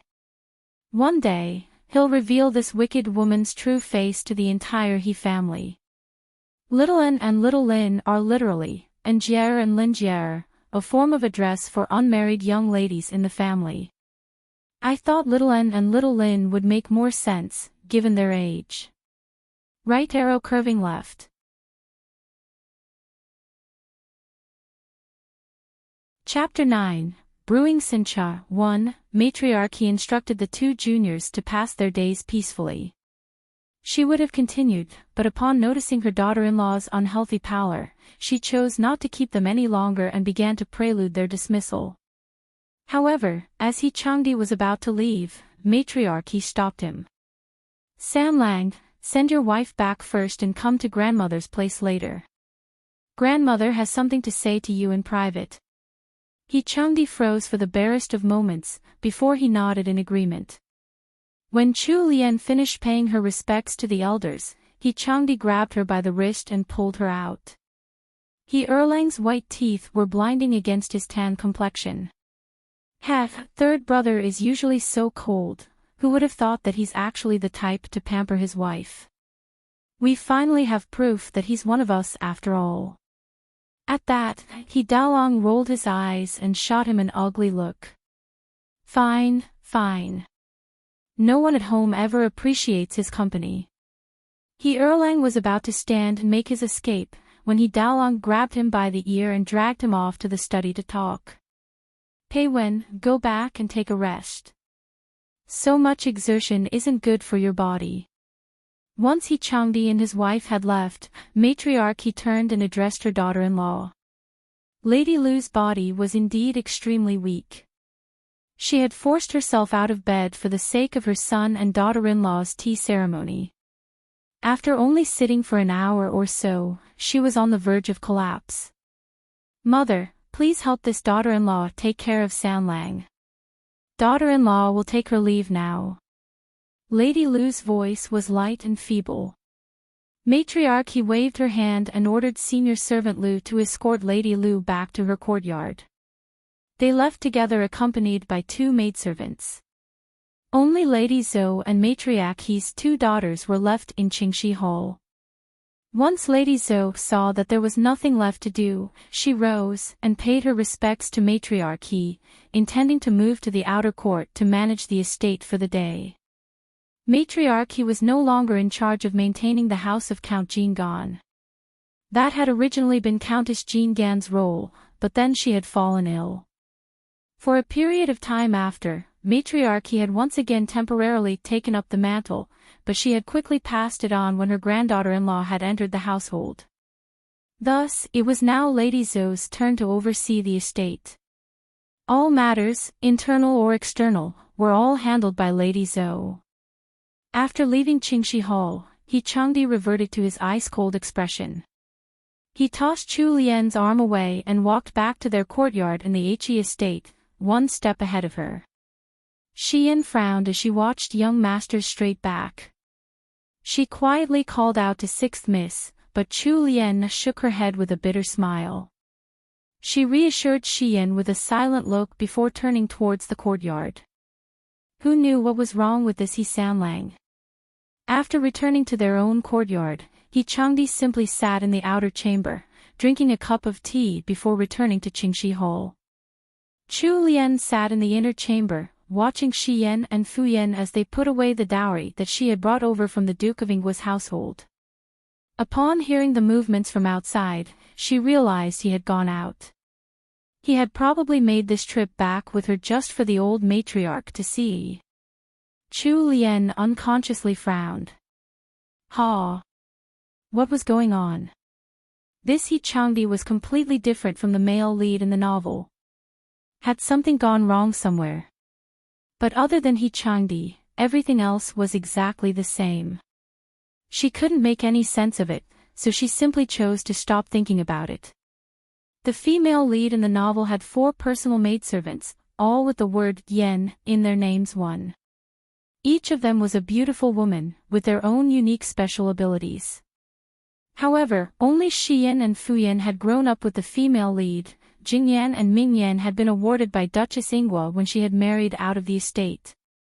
Chu Lian knew everything about the personalities and minds of these 4 maidservants, as well as their endings. The looks that Fu Yan had tossed He Changdi from time to time hadn't escaped her eyes. Xian also tossed glances, but these were towards her mistress as she was putting away the dowry boxes. Xian had been quiet so far, but she did have a few words she wanted to tell 6th Mississippi. However, with the other maidservants by her side, it wasn't a good time to speak up. 6th Miss, she realized, had rushed to the old matriarch's courtyard early that morning for the tea ceremony. She hadn't eaten much, either. Intent on rectifying this, Xian asked, 3rd young madam, are you hungry? Could you let this servant bring some refreshments over? Chu Lian nodded absent-mindedly. Xian brought back an exquisite box very quickly. The senior servants in charge of the main kitchen had been very courteous. Upon hearing that it was third young madam who wanted some pastries, they had brought out a fresh batch for Xian to bring back. Xian took out plate after plate of sweets from the box. To cheer sixth miss up, she even specially teased her and exaggerated her remarks. Third young madam, look at these pastries. We didn't see anything like this back at the Ingwe estate. These look so beautiful, why don't you try one? The Tian in each maidservant's name means wild goose. Servants were usually named in sets, where a group of servants serving one master would have a similar theme, or share one character in their names. Right arrow curving left.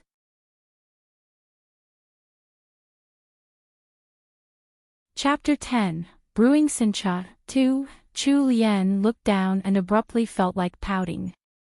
For a modern foodie like her, who had eaten everything on both sides of the Yangtze River, these square-shaped pumpkin pastries didn't attract her at all. They had just scattered a few peach blossom petals on top. Did they really think these pastries were beautiful? Did Xian have any sense of aesthetics at all? The smell of vegetable oil wafted up from the pumpkin pastries, bombarding her nose with the choke-worthy stench of grease. Chu Lian couldn't help but wonder if the senior servants in charge of the kitchen had been ordered by someone to make life difficult for her. She tried to recall her memories, but it didn't seem like there had been an event like this in the novel. Xian's expectant gaze was too much for her to bear, so Chu Lian picked up a piece of pumpkin pastry and tasted it. She couldn't taste any pumpkin at all. Instead, it was like eating a spoonful of sugar, saturating her tongue until all she wanted to do was down a cup of tea and forget it had ever gone into her mouth in the first place. This. Chu Lian forced herself to finish one piece, but that was it. She had completely lost the will to pick up another. The house of Count Jing'an was an aristocratic family at the very least. Did they really eat these kinds of pastries at home? Chu Lian was starting to feel sick from the obnoxious sweetness, so she didn't even look at the tea that Fu Yan had just poured and simply drank it in one gulp. However, the second the tea hit her tongue, Chu Lian's eyes widened and she spat it all out, completely discarding her image. Her personal maidservants were horrified. They thought that something had happened to Chu Lian. Third young madam, what happened? Do you feel uncomfortable anywhere?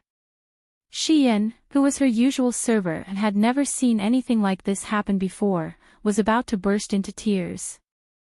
Chu Lian placed the teacup back on the table. She even spat a few times before finally getting the weird taste of a mix of spring onions, ginger, garlic and other herbs off her tongue. Bring me some plain water, quick.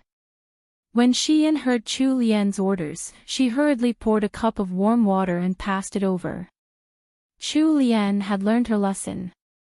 She stared carefully into the celadon teacup in front of her to make sure that it was really just clear warm water, before drinking it down without any qualms. After washing away that weird taste in her mouth, she finally let out a comfortable sigh. What did you pour into that teacup? Once she had recovered her breath, Chu Lian felt a sense of urgency. Why were there spring onions, ginger, garlic, cinnamon powder, and all other kinds of seasonings in there? It's Sincha, 2/3 young madam. Isn't it your favorite? Xian blinked, her eyes slightly red. She passed the handkerchief in her hands to Chu Lian to wipe her mouth with. Sincha. That's right, she finally remembered. In ancient China, when tea culture had just started to become popular, it was Sincha that was in vogue. However, she couldn't have imagined that it was Sincha that was popular in the fictional Great Wu dynasty. The Sincha of this era was completely different from the Sincha of the modern era. Perhaps it was because Sincha had just come in fashion recently here, so there weren't any special rules to it. They just put all sorts of seasonings into the tea to boil. Once it was done, they would use a special tool to whip up froth in the tea. Some highly skilled connoisseurs would even add drawings on top of the froth, similar to the latte art drawn on cappuccinos in modern cafes. However, this strange taste couldn't be compared to coffee at all. She had been a little nervous during the tea ceremony this morning, so Chu Lian hadn't even noticed what the tea was like. Chu Lian waved Xian and Fuyan away. As an excuse, she could only say, "My appetite hasn't been faring well these 2 days, so I want to eat something light. Don't serve this in cha in the future, plain water is fine." Upon hearing this, Xian was like an anxious little bird. "Third young madam, how can that be? Brewing sin cha is your specialty. You have to show off your skills in the future. You can't stop drinking sin cha." That's right, sin cha was growing in popularity by the day in the Great Wu Dynasty. Many young ladies in aristocratic families would specially learn how to brew it.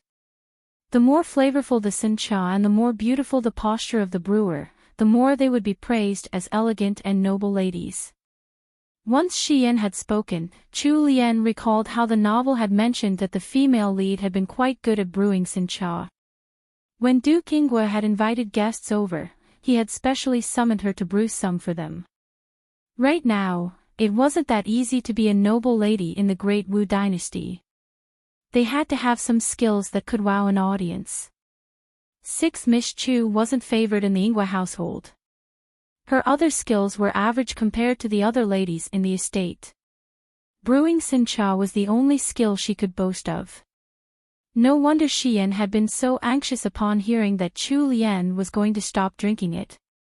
Unfortunately, the current Chu Lian was no longer the same as before.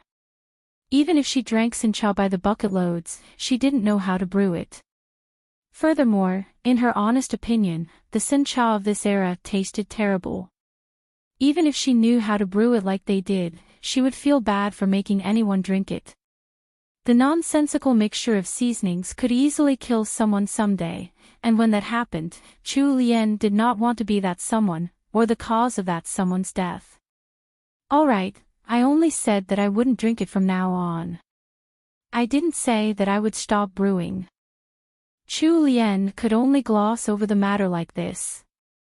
She wasn't the original female lead. Although she was the mistress of these maidservants, she couldn't change her behavior too much all of a sudden.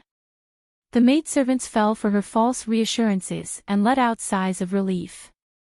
Chu Lian held her forehead in her hands. Fuyan's eyes darted around before her gaze landed on that golden, drool-worthy pastry on the table. She gulped in secret. It really was like how Xian had said. They had never eaten such beautiful pastries back at the Ingwa estate. "Third young madam, what do you think of these pastries?" Chu Lian had suffered too much of a shock from the sin cha, to the point that she had almost forgotten about the pastries that had made her drink it in the first place. She shook her head in disappointment. "The taste is average. It's too sweet and greasy. Take one for yourselves and try it."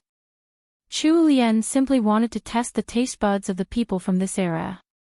Xian and Fuyan had been serving the female lead for a long time. They probably knew the tastes of the female lead the best. Letting them try the pastries was the best way to find out what she was supposed to like. When the 4 personal maidservants heard her words, their eyes lit up. Mingyan and Jingyan had been sent by Duchess Ingwa as part of her dowry, right before her wedding. Before that, they were only second-tier maidservants in the estate, and they hadn't led very good lives. The Yangtze River runs through the middle of China, dividing it into the north and south. What Chu Lian means is that she's eaten everything in China before XD right arrow curving left sin cha equals a type of green tea. However, this is apparently the ancient kind of sin cha, where all sorts of weird things are added to it. Oh my XD right arrow curving left.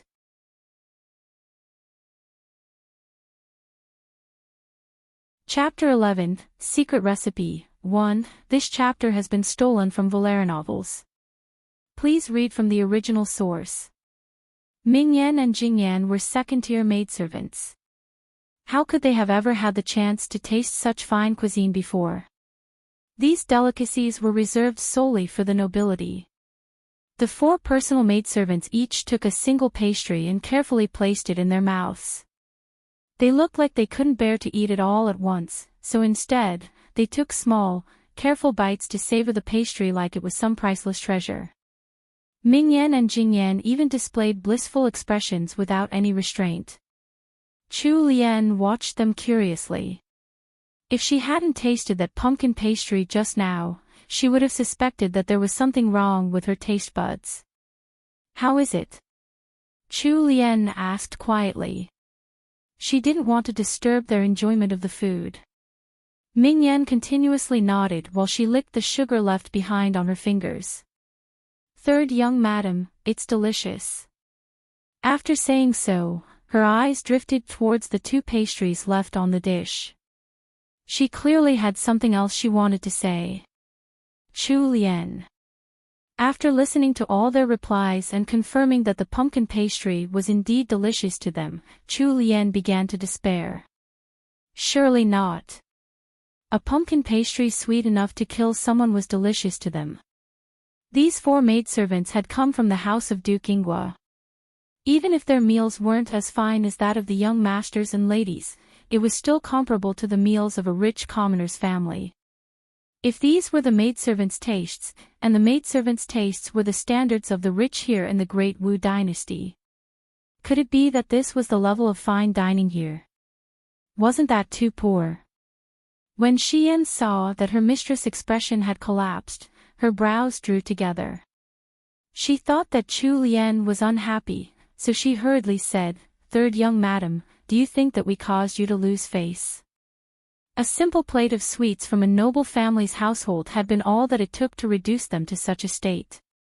As she recalled their loosened expressions from just moments prior, Xian felt that she had done something bad. Chu Lian shook her head. This Xian was good at everything and put her whole heart into her work. However, she had the habit of overthinking things. How could that be? It's just a plate of pastries. Don't tell me that your mistress is such a stingy person in your hearts. They shook their heads, afraid that Chu Lian would misunderstand. Then there's nothing wrong. Why do you have such troubled expressions? If you like to eat them, then take these pastries and split it between all of you, Chu Lian said as she smiled. Jingyan's eyes widened. She had a pair of canines peeking out, so she looked especially cute as she smiled and said, "Third young madam, if you give them all to us, then, what are you going to eat?"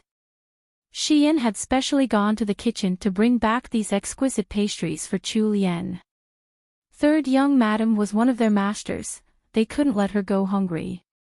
Chu Lian rested her chin on her slender hand and replied with an equally carefree manner, "I don't like to eat these. They don't suit my tastes." "But third young madam, didn't you like eating these sort of sweets back at the Ingwa estate?" Xian asked, finding it strange. Chu Lian's expression froze stiff for a moment. Damn it, she had forgotten that Xian and Fuyan had been the female lead's personal maidservants, and as such, they knew everything there was to know about the female lead. "It's not that I don't like to eat sweet stuff. These pastries just aren't that tasty." Chu Lian could only be honest with them.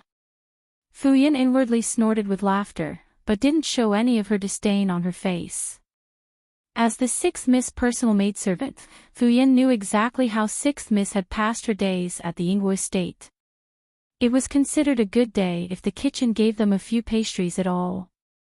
When did they ever get the chance to be this picky? Now that she had married into a noble family and had become the third young madam, she immediately started being picky with her food. Who was she putting on airs for?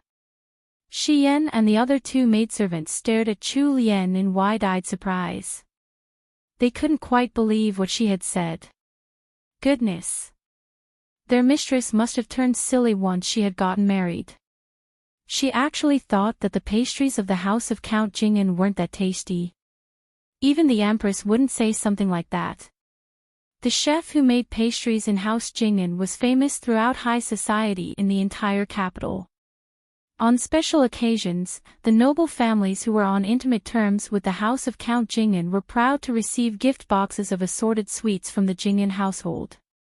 Normally, the Jing'an household wouldn't hand them out as gifts. If anyone wanted to have the chance to eat such delicacies, they would have to come to the Jing'an estate as a guest. Of course, Chu Lian didn't know any of this. Although this was the fictional universe of the novel, there was a limit to what had been described. The novel couldn't possibly explain every single little detail. Thus, something like a famous sweets maker hadn't been mentioned at all. Third young madam, could you possibly be joking? Ming Yan softly asked. Chu Lian helplessly shook her head and stood up. She looked around the room. Seeing that there were still some kumquats displayed on the table from the wedding, she walked over and picked one up, thoughts rolling about in her head. Xian, come here. Xian walked briskly to Chu Lian's side. Chu Lian waved the little kumquat in front of Xian. Do you see this kumquat? Xian didn't know what third young madam wanted, so she simply nodded. Take all of these and wash them, then take some salt and scrub the skin for a while before rinsing it again. Use a small knife to make 4 cuts in each kumquat and take out all the seeds. Then place the kumquats in a sugar water bath to cook until they turn translucent. After that, take them out and pickle them in honey for 2 hours. As Chu Lian spoke, she pointed out where the cuts should be made and taught Xian how to remove the little seeds. 1 Google Tag. Command push, function, Google Tag. Display, div, gpt, add, 15052721457333-0, the maidservants were flabbergasted. It was only when Chu Lian had finished her instructions that they recovered their senses. However, Xian didn't immediately take the kumquats out to make them into sweets. Instead, she knelt down, knees hitting the floor with a thump. Chu Lian was shocked. What happened? Why are you kneeling down?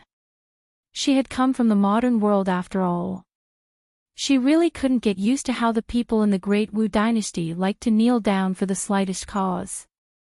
The other 3 maidservants looked at Xian with envy. Xian raised her head, the corners of her eyes slightly reddened already. Xian thanks third young madam for teaching this servant a secret recipe. Xian will keep it absolutely secret from now on. My lips are sealed. Chu Lian. Chu Lian didn't know what to say anymore. All she wanted was to eat some candied kumquats. She was too lazy to do it herself, so she had taught Xian how to make them. The recipe for these candied kumquats was so easy that anyone could do it after seeing it once. However, these maidservants were treating it like some secret recipe. She was a little embarrassed. TL note, here's a picture of candied kumquats, don't they look yummy?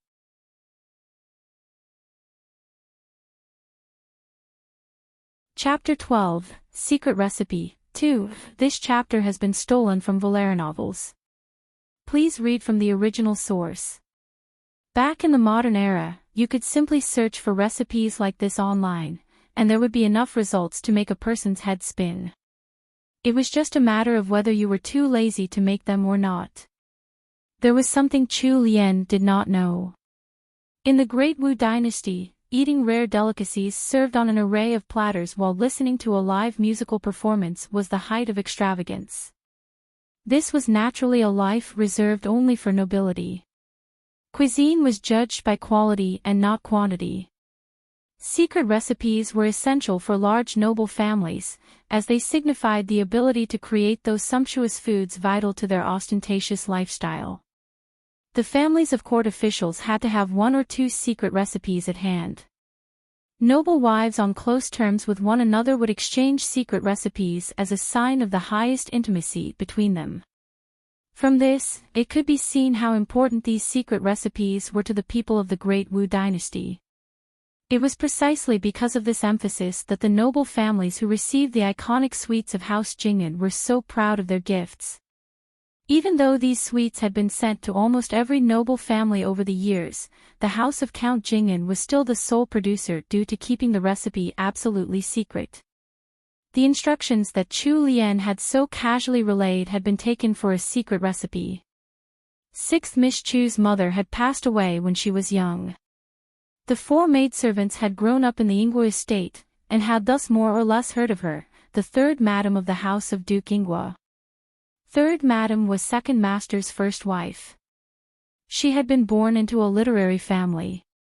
Unfortunately, Chu Lian's maternal grandparents had been implicated in General Qingping's rebellion, and their family status had declined. Third madam had been pregnant with Chu Lian at the time. When she had heard of the fall of her family, she had suffered a shock, which had caused the pregnancy to become unstable. After that, she had a difficult labor. When Chu Lian was only a year old, third madam let go of her ties to this world. Although she had passed away, there were rumors that she had left some valuable treasures for sixth Miss Chu. Thus, the 4 maidservants weren't at all suspicious of how Chu Lian had recited a recipe for candied kumquats so easily. They assumed that it was a secret recipe that the third madam had left for Chu Lian. The well-known sweets maker of the Jing'an household had made the Jing'an estate incredibly famous with just a few types of sweets under their belt. Thus, it could be seen why the 4 maidservants treated the matter of Chu Lian teaching Shiyan a secret recipe so seriously. Of course, Chu Lian didn't know any of this. If she ever found out, she would probably burst out into laughter. She had accidentally transmigrated into this darn book without bringing anything from the modern world. Chu Lian might not have had any physical objects that could help her, but she had tons of these worthless, secret recipes lying around in her brain. Chu Lian still couldn't understand why Shiyan was so grateful over a simple recipe for candied kumquats. She didn't want to think too much about it either. Since she had just come to this world, it wasn't too good if she was overly curious about things she should already know. She waved Shiyan away. "Alright, stop making a fuss over such a small matter. You should hurry and make some candied kumquats for me." Shiyan wiped away her tears with a handkerchief and sniffled. She replied happily, "All right, third young madam, just sit here and wait.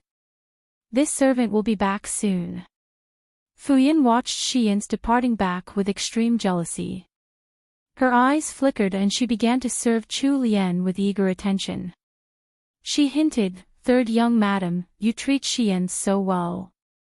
You taught her a secret recipe just like that." Chu Lian raised an eyebrow as she sipped a cup of warm water.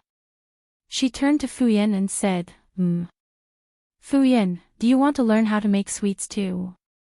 Fuyin's eyes lit up, but she hurriedly suppressed the greed in her heart and said, "This servant doesn't dare to overstep her bounds." Chu Lian didn't speak again, and noticed a glint of disappointment flashing through Fuyin's eyes. She didn't want to base her judgment of these few maidservants' characters off what she had read in the novel. Sometimes, there was no boundary between being a good or bad person. Sometimes, a bad person could become good by simply making the right choice. Thus, as much as she could help it, Chu Lian didn't want to judge them too quickly. She wanted to guide these few maidservants fairly before making a decision. Shiyan worked quickly. Before 11 a.m., the candied kumquats were done. These sweets were quite simple to make. Shiyan placed a snow-white porcelain bowl full of candied kumquats in front of Chu Lian, blushing a little shyly. She spoke to Chu Lian, full of overflowing emotion. "Third young madam, please try it out. This is my first try, so I'm afraid I didn't make it well." The kumquats had originally been a golden color. After they had been cooked and soaked in honey, the kumquats were now an enticing shade of translucent orange. Due to the 4 cuts made while extracting the seeds, they had flattened a little after cooking. The cuts also separated the kumquats into 4 pieces. The candied kumquats stood out against the white porcelain like a flower about to bloom. When it was served on the table, a sweet fragrance with tones of citrus and honey began to drift up.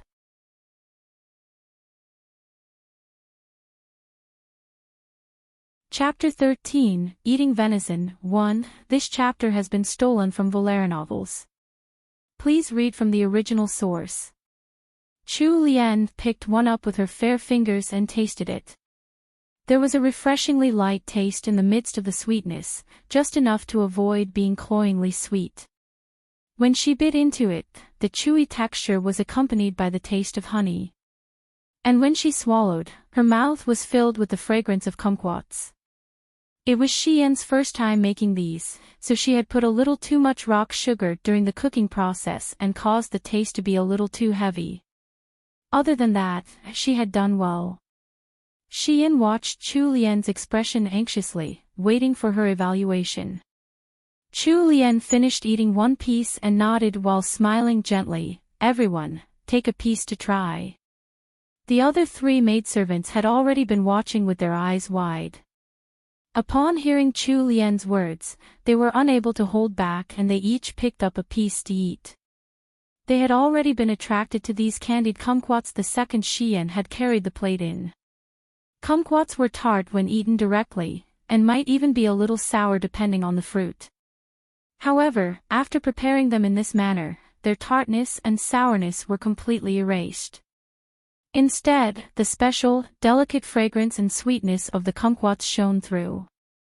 The maidservants carefully took a bite, and their eyes immediately lit up. Mingyan nodded bashfully. It was at this moment that Chu Lian realized that she got shy easily. As expected, without something to compare the pumpkin pastries to, all the maidservants would have said that those were the best. However, after eating the sweets made from following Chu Lian's secret recipe, the maidservants finally realized why third young madam had said that those pastries weren't all that tasty. How is it? Chu Lian asked as she smiled. The maidservants nodded fervently, like chickens pecking at grains. When Chu Lian saw that they didn't seem content with what they just had, she turned to look at the large clay plate of kumquats on the other side of the room and gave a few instructions to Xian. Xian, go and turn all these into candied kumquats.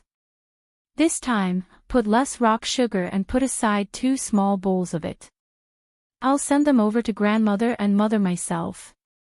All of you can share the rest. Candied kumquats could be eaten for dessert, or they could even be brewed in a fruity tea.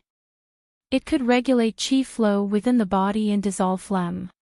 Combined with red dates, they served as a good supplement for older women. Xian had just learned how to make this recipe, so of course she wanted to make it a few more times to practice it. Third young madam could also use these candied kumquats to show off her skills to the He family, and as a result, she might be able to stand a little more firmly in the household. It seemed like matriarch He had a lot to say to He Changdi. It was almost 11 a.m. before he came back. Although Chu Lian didn't really want to bother with him, since they were now a married couple, she had to go through the motions out of courtesy. The 2 of them were to eat their midday meals together in their own courtyard. After sending a little maid over to the kitchen to pass the message, after 20 minutes, the kitchen would send maidservants over with the food. Mingyan laid out the dishes together with 2 other maidservants before escorting Chu Lian out of her room for the meal. He Changdi had gone to his study after returning from the matriarch's place, so senior servant Gue went over to inform him. Chu Lian hadn't eaten much in the morning and the pastries that Xian had specially brought back from the kitchen weren't to her liking. Although she had eaten 2 candied kumquats, those sweets couldn't fill her stomach. She had finally managed to make it to the midday meal, and she was hungry. Mingyan escorted her to the parlor. Chu Lian's expectant gaze was already fixed on the table from a distance away. However, upon seeing the 4 or 5 dishes arranged there, her shining gaze dulled with disappointment, like a little girl whose lollipop had been taken away. What was this? The people of the Great Wu dynasty were clearly well dressed. Things here looked about the same as in the Tang dynasty. However, why was it that their meals were this poor? Look, look. Look at what's on the table. There was a pancake one as big as her palm, made out of some ingredients she couldn't identify. There were also some white chunks of meat, cooked vegetables, and a fish in some soup that looked completely unappetizing. Out of the few dishes on the table, the ones that looked the most attractive were the 2 bowls of rice.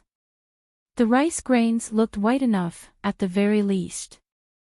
Chu Lian finally realized why those average pastries could make the house of Count Jing'an so famous. With these unappetizing dishes as the base of the country's cuisine, even the Tianjin crepes too commonly sold as street snacks would be famed all over the capital. Mingyan saw that the corners of her mistress' lips were twitching, and her expression didn't look quite right. She thought that there was something that third young madam couldn't eat amongst the dishes, so she anxiously asked, "Third young madam, could it be that these dishes aren't to your liking?" Chu Lian resisted the urge to spit up blood. She held on to the dredges of her conscience and shook her head, somehow managing a fake smile. Not at all. At the same time that Mingyan relaxed, she whispered into Chu Lian's ear, "Third young madam, look, there's roasted venison. We wouldn't have even gotten the chance to eat that 6 months ago in the house of Duke Ingwa." Chu Lian didn't know how to react. Were the people around her all hidden foodies? Right at that moment, He Changdi came into the room and cast a sideways glance at Chu Lian before sitting down at the head of the table.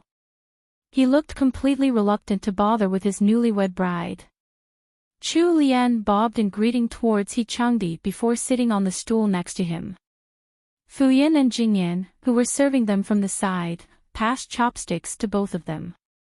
Chu Lian was too busy frowning down at the dishes on the table to notice He Changdi, who was currently observing her in secret out of the corner of his eyes. Upon discovering the expression on her face, he laughed mockingly in his heart. Oh! This village bumpkin from the house of Duke Ingwa must have been scared silly by a normal meal from their house of Count Jing'an. Ha! She couldn't even decide which dish to start with, how shameful. Any noble in the capital would know that the house of Duke Ingwo was no longer as prosperous as they were 20 years ago, despite their expanded family tree. At this point, the house was simply an empty shell of its former self. If there were no promising descendants in the house once the old Duke Ingwo passed away, there was a tacit understanding amongst the nobles of the capital that the Ingwa house would surely disappear, becoming a mere speck in the annals of history. Ha! In his past life, that bitch, Chu Lian, was still around to support her family's house. However, here in this new life, he was determined to never let history repeat itself. Google Tag. Command Push, Function, Google Tag. Display, div, gpt, add, 15052721457333-0.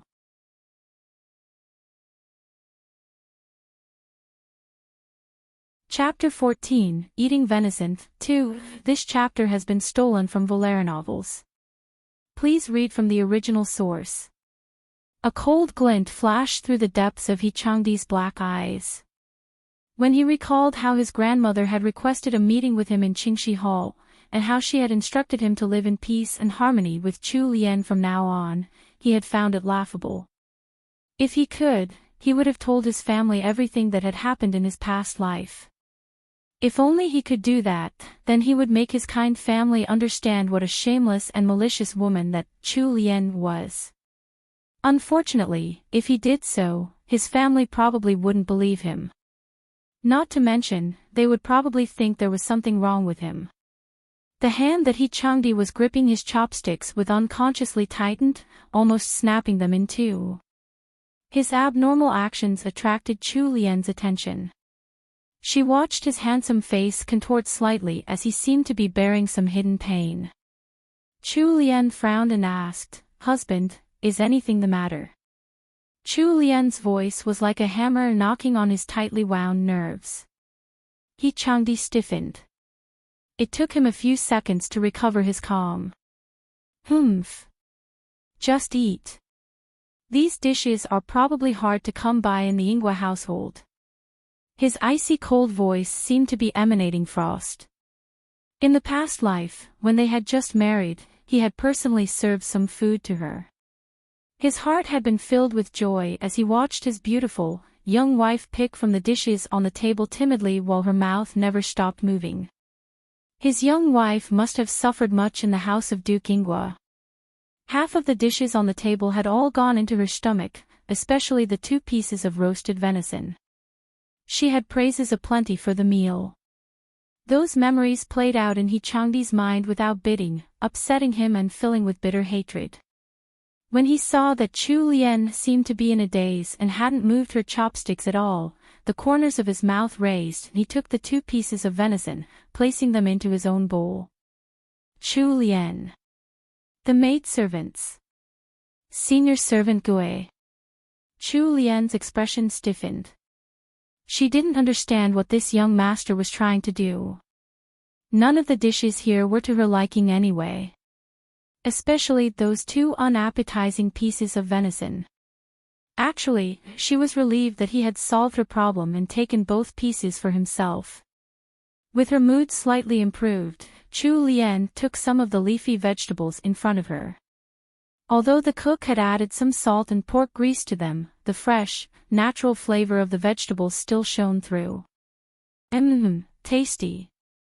Chu Lien tried a few of the other dishes. There were only 2 flavors on the table, tasteless or salty.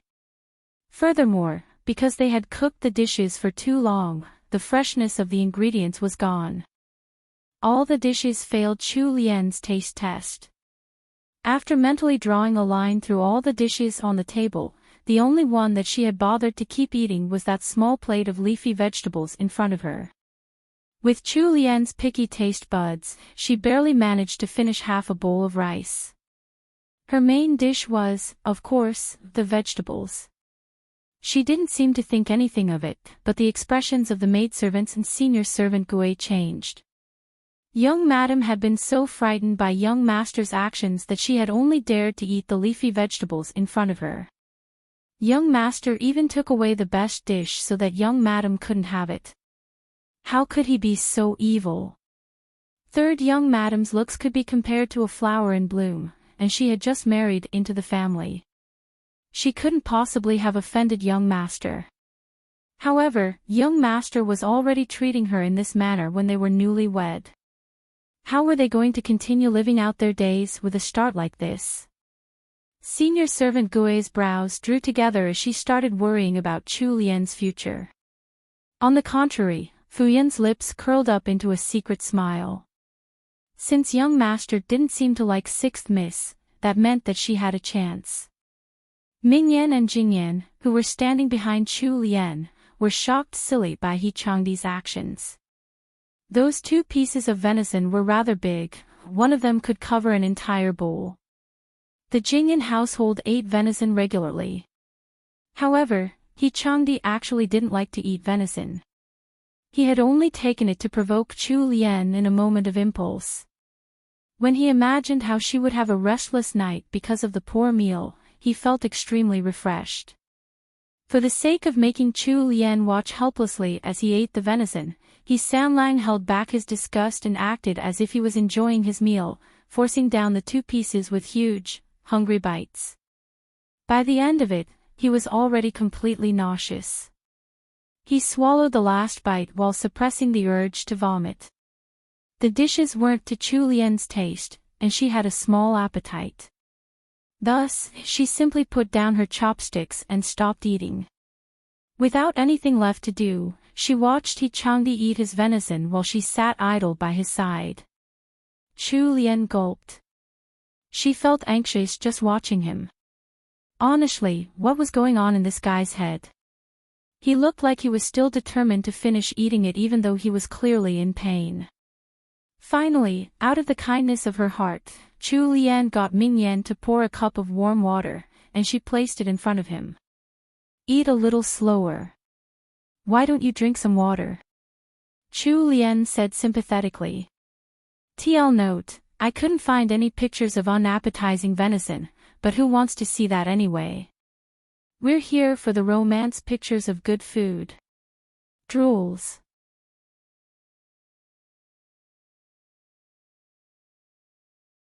Chapter 15, Sending Some Snacks. 1. This chapter has been stolen from LoveLore novels. Please read from the original source. Sanlang finished the last piece of venison with all his might and immediately felt his stomach rebel. He quickly covered his mouth to keep in whatever he had just eaten. Due to the pain of holding back from hurling, his fair face turned an unsightly red and his expression contorted. When he saw the teacup before him, he immediately picked it up and gulped the water down, beyond caring that it was Chu Lien who had poured it for him. Chu Lien looked at him with a combination of surprise and shock, eyes widening. Once he had finished swallowing it all down, Changdi turned his fierce glare onto Chu Lien. He wore an extremely unnatural expression, like that of a man trying to flaunt his Pyrrhic victory. Finally, he left the parlor in a hurry. Right after Sanlang left, Chu Lien made a noise of sympathy in the direction he had gone. That guy had run so fast, he must have gone to look for a place to throw up. As expected, after Sanlang strode out of the courtyard, his usual handsome self was nowhere in sight as he held onto a camphor tree and puked his guts out. The poor guy felt like he was about to throw up everything in his stomach, including the food he had eaten at the wedding banquet yesterday. After he had purged from his gut all the venison that he had scarfed down, Changdi looked up with a pale face and rubbed away the remnants of vomit from the corners of his mouth. He stared in the direction of the courtyard with a deep and serene look. Upon recalling Chu Lien's extremely aggrieved expression and how she had stopped herself from speaking, the pain he had gone through felt almost worth it. When he had reincarnated back into this life, it was already too close to the wedding day, so he couldn't change their marriage. However, as long as he existed, that wicked woman had better think twice about passing her days in peace. Meanwhile, the object of Changdi's curses and bad thoughts was currently bored stiff, staring at the still full dishes on the table with a blank face. Senior servant Gue used the serving chopsticks to place some fish in third young madam's bowl, her eyes slightly red. Third young master isn't here anymore. You didn't eat enough, so please eat a little more. Chu Lien shook her head, I'm not eating anymore, I'm already full. Just clear the table. Ming Yan hurriedly tried to persuade her otherwise. Third young madam, please don't worry. Third young master went out and he won't be back so soon. Although this perch isn't as delicious as the venison, it's still something we don't get to eat very often. Why don't you try a small mouthful? Chu Lien finally realized what was happening. She looked up at senior servant Gue and the maidservants, stupefied. She smiled and sighed, helpless in the face of their concern. Did you think that I didn't dare to eat because I was scared of my husband? Senior servant Gue looked at her with concern. The look in her eyes confirmed Chu Lien's suspicions. Chu Lien held her forehead in her hands and explained, you were thinking too much. I didn't eat much because these dishes aren't to my taste. Although senior servant Gue hoped that she could convince her to eat a little more, as Chu Lien's servant, she couldn't possibly force the matter.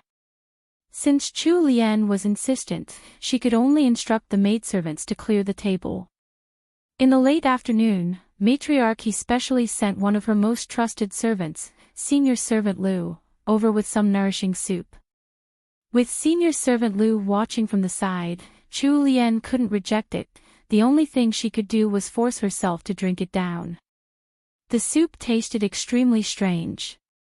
Who knew what had gone into it?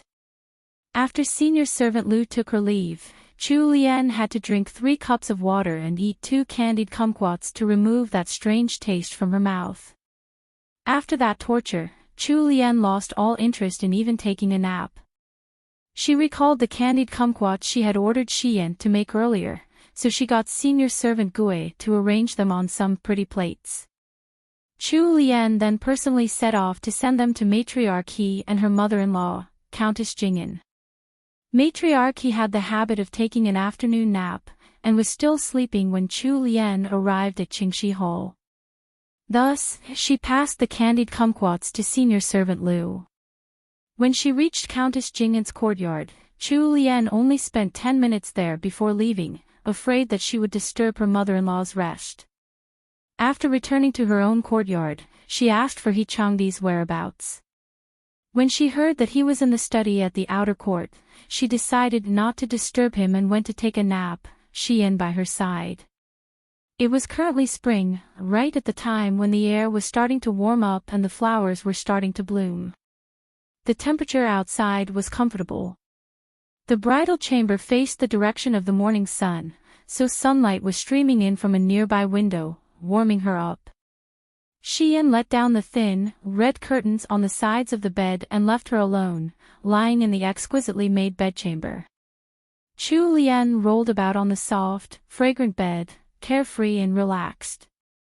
Following that, she placed her arms behind her head and stared at the auspicious drawings on the roof of the bedchamber. Although the husband she had married was completely different from the novel's He Changdi, Chu Lian didn't feel any regrets or fear. She was naturally optimistic and independent, and had never ever been pessimistic in her life. Back in the modern world, she had been an orphan who had built her own business from scratch. However, she hadn't made many friends, and had never found her better half. Although she had come to the Great Wu dynasty by accident, living here or living in the modern world was all the same to her. Besides, she was 10 years younger here and had even gotten a free handsome husband to boot. Although it was true that her husband was a little strange, Chu Lian wasn't discouraged. If she could easily pass her days with her husband, then she would do her best to do so. If they really couldn't get along, she could just live as a layabout as a member of the Jing'an household. She would be fine as long as she didn't do anything stupid like the original female lead had. As for He Changdi, if he really didn't like her, there was nothing she could do. She had transmigrated into this world on her wedding day, so everything had already been set in stone. In this ancient era, canceling a marriage contract, especially one involving the alliance of two families, wasn't something that could be done by just signing a divorce certificate at some bureau. So far, there was no danger in staying in the Jing'an estate. Her top priority now was to improve her lifestyle. Right, she should start with her food. Dressed in a thin nightgown, Chu Lian had her legs crossed while lying down on the bed. While thinking up some plans to improve her meals, she wiggled her little feet, completely comfortable in her new environment. However, for some reason, she began to feel hot all over.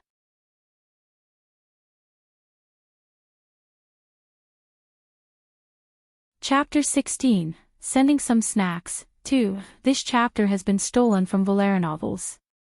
Please read from the original source. In the study in the outer court, senior servant Lu had also delivered some nourishing soup to He Changdi. After throwing up that mid-afternoon, He Changdi hadn't eaten anything else. Now that he was being forced to drink some strange herbal soup, he was already filled to the brim with frustration. He Changdi no longer had the mood to continue reading the letters in front of him.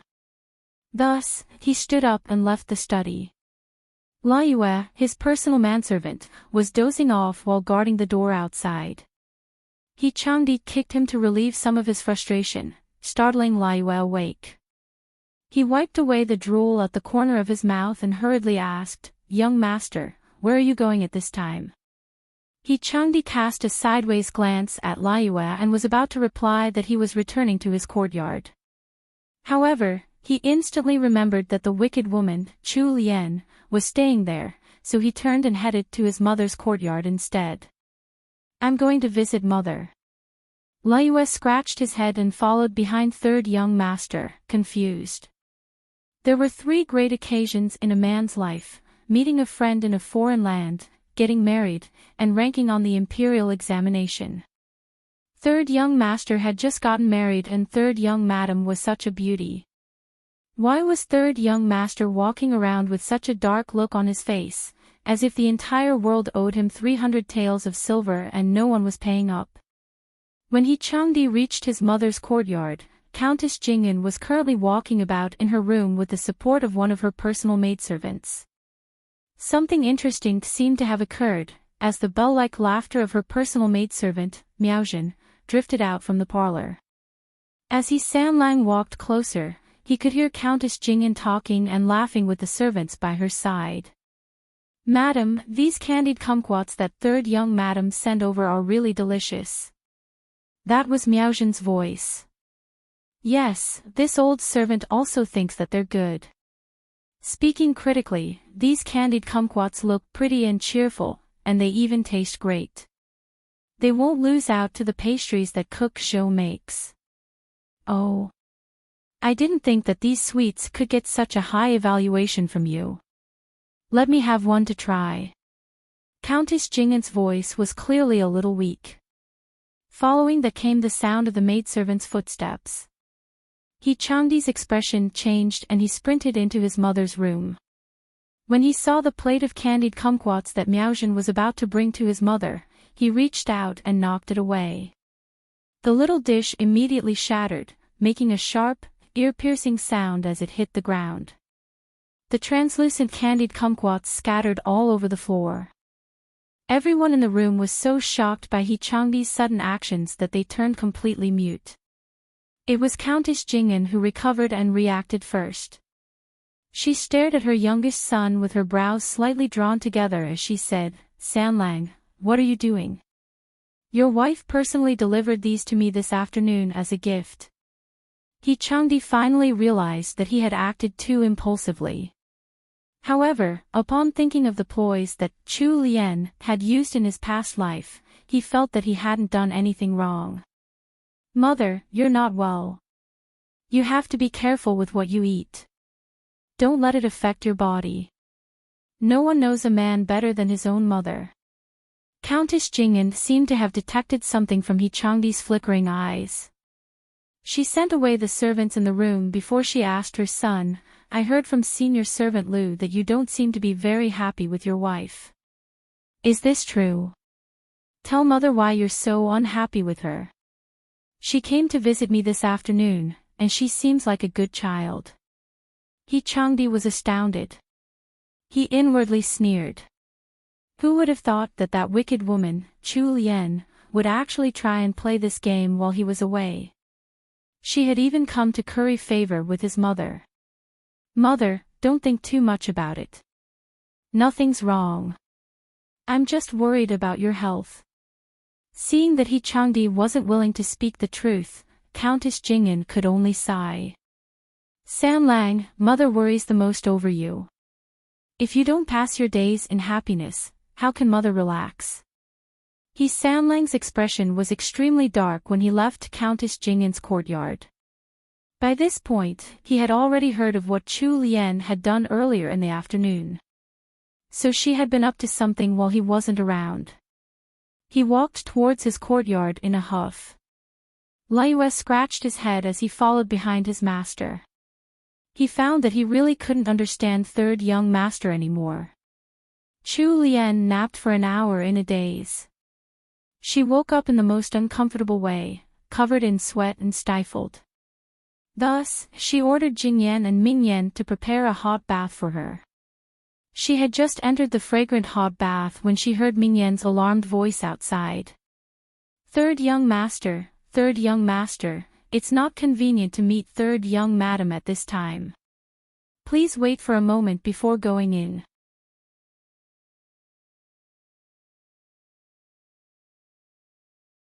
Chapter 17, Visiting the Bride's Family, 1. This chapter has been stolen from LoveLore novels. Please read from the original source. When Chu Lian heard Mingyan's voice out of the blue, her eyes widened in shock. It took her a while to react, and when she did, she quickly grabbed a dry cloth hanging on the screen nearby to cover her chest. Immediately after, she could hear the sound of Changdi's heavy footsteps coming closer and closer. In the midst of his rage, Sanlang simply charged right in. The bathroom was filled with dense steam, and a nice fragrance lingered in the air. Water splashed out of the bathtub as the girl inside hid in a corner of the tub, panicking as she clutched a wet cotton cloth to her chest that barely protected her modesty. However, Chu Lian didn't realize that this cotton cloth meant for drying off after a bath was very thin. Once it got wet, it was practically translucent. By placing the nearly transparent cloth over her chest, it was 100 times more enticing than if she hadn't used it at all. Although she was submerged in the water, due to her intense panic, her chest was heaving from her heavy breathing. The shapes of rounded peaks and small pink dots bobbed up and down underneath the wet cloth cover, playing a game of hide and seek. This unintentionally captivating sight shocked He Changdi so much that, upon seeing her, he was rooted to the spot. All of his reckless fury had been completely drained out of him. Ming Yan stomped her foot and, with a troubled expression on her face, was about to chase after him, but she was held back by senior servant Gue. "What are you doing?" "It's young master who went in, not some stranger." Senior servant Gue warned her in a low volume. Ming Yan tried to speak up. But what? "Quick, come out with me." He Sanlang's fair face was covered all the way up to his hairline in a deep blush, just like a cooked lobster. The heat that he had been feeling had come back at some point, and a certain part of his lower body was currently standing at attention. Chu Lian was angry. He was the one who wasn't willing to consummate their marriage, and he had even gone out of his way to humiliate her on their wedding night. However, now he was the one who was staring at her stupidly while she was taking a bath. What was this guy trying to do? At this point, she could honestly care less. Chu Lian simply picked up a bar of soap and threw it at him, her lovely voice raised in anger as she shouted, "You! Get out!" After regaining his senses thanks to Chu Lian's delicate shout, He Sanlang's body stiffened as he noticed the desire that shouldn't have even existed in his mind. His face immediately turned as black as an ink stick. Grimacing, he glared at Chu Lian and shouted back, "You tried to seduce me with looks like that? Dream on." On that parting note, He Sanlang tossed his sleeves and spun on his foot, striding out with as much dignity as he could muster, albeit a little stiffly. If he had managed to match his icy tone with an equally icy expression, then Chu Lian might have been angered enough to hop right out of the bathtub and pick a fight with him. However, his face had been completely red and his actions extremely unnatural. Adding on the bulge sitting at a certain part of his body that should not be described, he just seemed like a haughty cat pretending not to be embarrassed. Thanks to He Sanlang's actions, Chu Lian's anger and tension completely dissipated. Once he left the bathroom, she couldn't hold back anymore and the corners of her lips twitched upwards in soundless laughter. By the time she had finished changing into some clean clothes and had come out of the bathroom, He Changdi was no longer in the room. With a blush on her face, Ming Yan passed a cup of warm water to Chu Lian before helping Chu Lian brush her slippery wet hair. "Where's my husband?" "Third young master left the courtyard 10 minutes ago. This servant doesn't know where he went." Chu Lian took a sip of her water and shook her head. She really couldn't understand He Sanlang at all. Instead of trying to, she casually picked up a book left on the wooden sofa and started reading. Meanwhile, He Changdi, who had left in such a rush, was now in the outer court study room 1. He had downed 2 cups of cold tea in quick succession the minute he returned, but that strange heat in his heart couldn't be suppressed. When he closed his eyes, the scene of Chu Lian sitting in the bathtub appeared in his mind, her hands holding a cloth to her chest as she watched him with widened, teary eyes of shock. Damn it! He cursed. How could he feel anything for that wicked woman? All he wanted to do was kill her immediately. In this moment, He Changdi hated himself. He punched the table, shaking a small tray used for washing brushes. The fire in his body refused to go down. In the end, He Sanlang went to take a cold shower with a dark expression. TL note, Matriarch he is a little impatient for her great-grandchildren XD.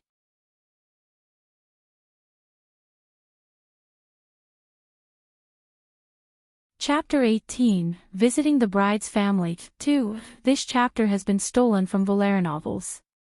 Please read from the original source. At night, He Changdi and Chu Lian attended a family dinner at the outer court's parlor room. After the dinner, the eldest son of the family requested a meeting with them. From the head of the table, He Changqi gave his brother strict instructions. San Lang, your wife is going to return to her maiden home tomorrow. One, promise me that you'll take care of everything, and don't let our He family lose face. Understand? He Changdi agreed expressionlessly. Chu Lian secretly gave her eldest brother-in-law a thumbs up. He Changqi was just like the novel had described. Although he looked a little rough, he was actually a careful person who treated his sister-in-law with consideration. As the saying "an elder brother is like a father" goes, He Changqi was a good brother, without a doubt. He must have seen how they weren't getting along, so he had gotten them to stay back just to give a reminder to Yi Sanlang. Sister-in-law, my brother was spoiled rotten by my grandmother and mother. Please be more understanding with him. Chu Lian hurriedly gave a greeting and replied, yes, older brother. He Changqi only spoke a few more words to them before letting them go. By this time, the entire Jing'an household was already covered in the darkness of night. Only the corridors and pathways were lit up by lanterns. The lantern light was dim, so Chu Lian couldn't see He Changdi's expression clearly. She could only feel that he was in a bad mood, like a caged beast. What had happened to the cheerful and famous He Sanlang of House Jing'an from the novel? He had just gotten married. This should have been the happiest time of his life. Why was he acting this way?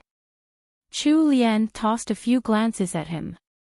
She had interacted with many people in her career. Although she didn't understand why this He Sanlang was different from the original character in the book, or why he seemed to hate her, she knew that he wouldn't tell her anything if she asked him right now. The two newlyweds should have been happily in love, but they were more like two cold porcupines, unwilling to get close to each other. Once they returned to their courtyard, He Changdi went straight to the study. Chu Lian couldn't be bothered with him and simply went to wash up and get ready for bed. It wasn't until late that night that He Sanlang entered the bedroom. When he pushed aside the drapes of the bedchamber, he saw a rosy-cheeked Chu Lian sleeping in the center of the bed. A soundless sneer appeared on his lips. This was probably what had happened in his previous life. This wicked woman slept like a baby when he wasn't around. After this, she would probably turn around and run into another man's arms. Ha! How shameless! Tomorrow, at the Ingwa household, he was going to expose this wicked woman's true face to everyone. Didn't she like Xiao Wujing? Then he would grant their wish to be together. He Sanlang let the drapes fall. He turned around, hands behind his back, and left to sleep in the study.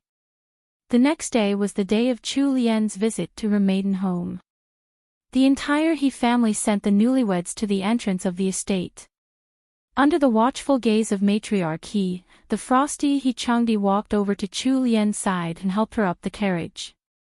He then mounted his horse and led a party of their family's private soldiers and servants, together with Chu Lian in the carriage, as they headed towards the Ingwa estate. By the time they reached the Ingwa estate's main gate, only an hour had passed. Old Duke Ingwa was waiting with a huge group of people by the entrance. He Changdi first glanced at the group before purposely letting his expression warm up a little, acting as if he was surprised as he dismounted from his horse. This was what he had done in his previous life. The He family was small. Even when everyone was there, they couldn't even fill a single banquet table. The first time he had accompanied his wife back to her maiden home, there were 20 or 30 Chu family members standing at the entrance to welcome them. Back then, he had an expression of surprise. However, the second time around, He Changdi no longer felt any joy. Instead, what filled him was intense agony and hatred. He Changdi lifted the curtains of the carriage and personally supported Chu Lian off the carriage. Chu Lian's hands were small and soft, but tender enough to feel comfortable to the touch. He Changdi couldn't help but remember how his heart had almost leaped out of his chest the first time he had touched this pair of hands in his previous life. The memory left him feeling stifled. Once Chu Lian's feet had touched the ground, He Changdi immediately took back his calloused hands. Chu Lian turned to look at the people gathered by the entrance. Although she had tried her best to reassure herself last night before she had fallen asleep, upon seeing this huge group of people from the Ingwa household in person, her heart still fluttered with anxiety. She didn't recognize a single one of them. Chu Lian inwardly wailed in anguish. She could only guess at some of their identities from the descriptions she had read. She lowered her head, feeling a little guilty. In the eyes of the people from House Ingwa, she seemed like a shy, blushing bride. Old Duke Ingwa came up to welcome them in himself. Although He Changdi wasn't happy with the Chu family, Old Duke Ingwa still carried some power in court, so he couldn't dispense with courtesies in public. The newlyweds were led to Juxian Hall in the outer court by the whole group. Old Duke Ingwa had a generous, kind and friendly personality. He was actually rather caring towards the younger generation as well. It was just that there were too many children in the Ingwa household, so he couldn't care for all of them. Chu Lian was the legitimate daughter of the second branch of the family, born from the deceased wife of the second master. However, her father had taken another wife, second madam, half a year after her mother had passed away. Thus, even though Chu Lian was a legitimate daughter, she wasn't looked upon too well by the second branch. Even her own father didn't care about her, let alone this grandfather of hers, the old duke who had a pile of matters to handle every day. It was the family of the eldest son who was managing the estate right now. If not for the lackluster younger generation, the old duke would have retired by now since he was over 70 years of age. However, he was still working hard in court for the sake of House Ingwa. It was enough to make people shake their heads in pity. Google Tag. Command Push, Function, Google Tag. Display, div, gpt, add, 15052721457330. The younger generation of House Jing'an stood out amongst the young men in the capital. When old Duke Ingwa saw He Sanlang, he immediately took a liking to him, and even Chu Lian got a few glances from him as a result. Since Chu Lian had been born, and until she had left the household as a bride, she had probably only met old Duke Ingwa a handful of times. Her cousins from the first branch of the family, the ones who were currently managing the estate, could see that their grandfather had taken a shine to He Sanlang, so they treated Chu Lian a little better. Chu Lian simply stood in the middle of all the older ladies of the Ingwa estate, her head lowered and her body stiff, answering their questions from time to time. Luckily, Xian was there by her side to give her hints, or Chu Lian would probably have been exposed on the spot. Her eldest sister-in-law from the first branch, Madame Rong, noticed that Chu Lian seemed a little awkward in the midst of all the ladies. Thus, Madame Rong smiled and walked into the circle to help Chu Lian out.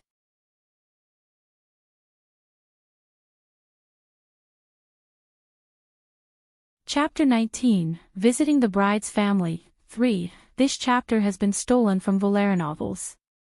Please read from the original source.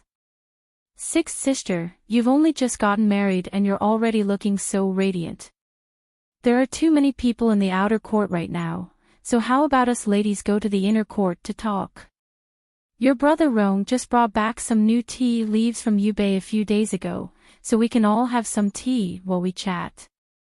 Madame Rong helped Chu Lian out of the crowd, and in a short moment, a large group of young ladies, both married and unmarried, followed behind them. The previous of Chu Lian actually hadn't been too familiar with her older cousins from the main branch, let alone the current Chu Lian. Tightly gripping her sleeves, Chu Lian tried to encourage herself. Going by the universal rules of this era, Since she had married into the house of Count Jing'an, she was now considered a member of their household. Her actions no longer represented House Yinghua and were instead seen as the actions of House Jing'an. Thus, even though she was now back at the Yinghua estate and mingling with the people of the Yinghua household, she was here as a distinguished guest, rather than a lady of their house. Although House Yinghua was long past its glory days, it was still a noble house. Furthermore, old Duke Yinghua seemed to have taken a liking to He Sanlang. No matter how jealous or unhappy these ladies might be, they wouldn't dare make trouble for her here and offend House Jing'an. Anyway, in the original novel, these ladies hadn't made any trouble for Chu Lian when she had returned to her maiden home. There had only been 2 unhappy incidents in a meeting with a certain person, while everything else had gone smoothly. After thinking it through, Chu Lian's mind settled down, and her body relaxed as well. The crowd of ladies entered the inner court of the Yinghua estate in a cacophony of noise. Tea and sweets had already been prepared in a pavilion next to a flower garden. Sixth sister, you must have gotten used to the sweets of the Jing'an estate. Surely the sweets of our estate can't be compared to those. The speaker was covering her mouth with a fan, but it wasn't enough to hide her sharp tone.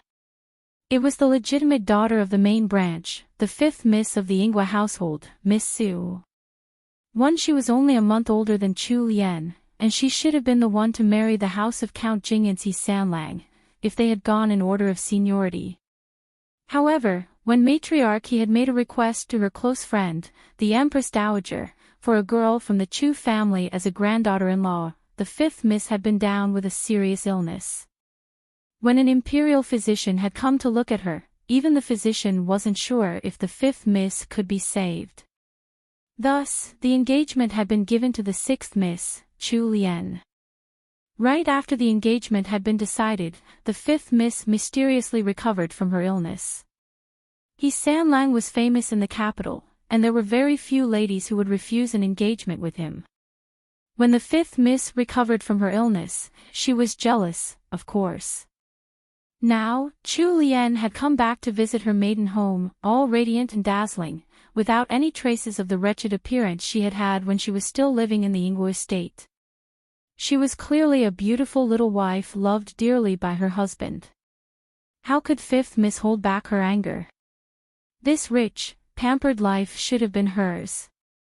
Sometimes, she even wondered if her sudden illness had been Chu Lian's doing. If poor Chu Lian found out what 5th Miss was thinking, she would have definitely rolled her eyes. What the heck? If you want such a weird husband, I'll give him to you for free. Chu Lian didn't take Miss Su's words seriously. Even though she really wanted to speak the truth and tell them that the sweets of the Jing'an household actually weren't all that tasty, they definitely wouldn't believe her. Chu Lian just smiled. 5th sister, you're wrong there. No matter how delicious the sweets of the Jing'an household are, they'll never taste like the sweets I had in my maiden home. Madame Rong sensed the jealousy in 5th Miss' words, so she hurriedly tried to smooth things over. 6th sister is right.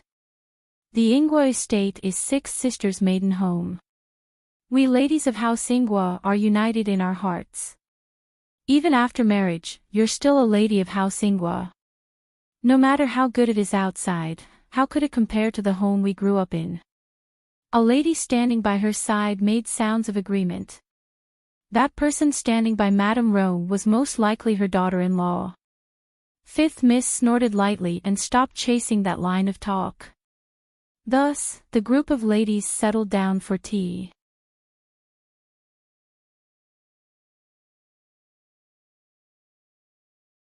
Chapter 20, Visiting the Bride's Family, 4. This chapter has been stolen from LoveLore novels. Please read from the original source. When Chu Lian saw from the corner of her eyes that one of Madame Rong's senior servants had gone to fetch the tools for brewing tea, her expression changed imperceptibly. She recalled that the novel had mentioned how Chu Lian had shown off her sencha brewing skills to this group of ladies on the day of her visit to her maiden home. Before she could think of a game plan, Madame Rong happily spoke up. 6th sister, We've long heard of how sixth sister is the best at brewing sencha in our house. I wonder if we could have the honor of tasting it today.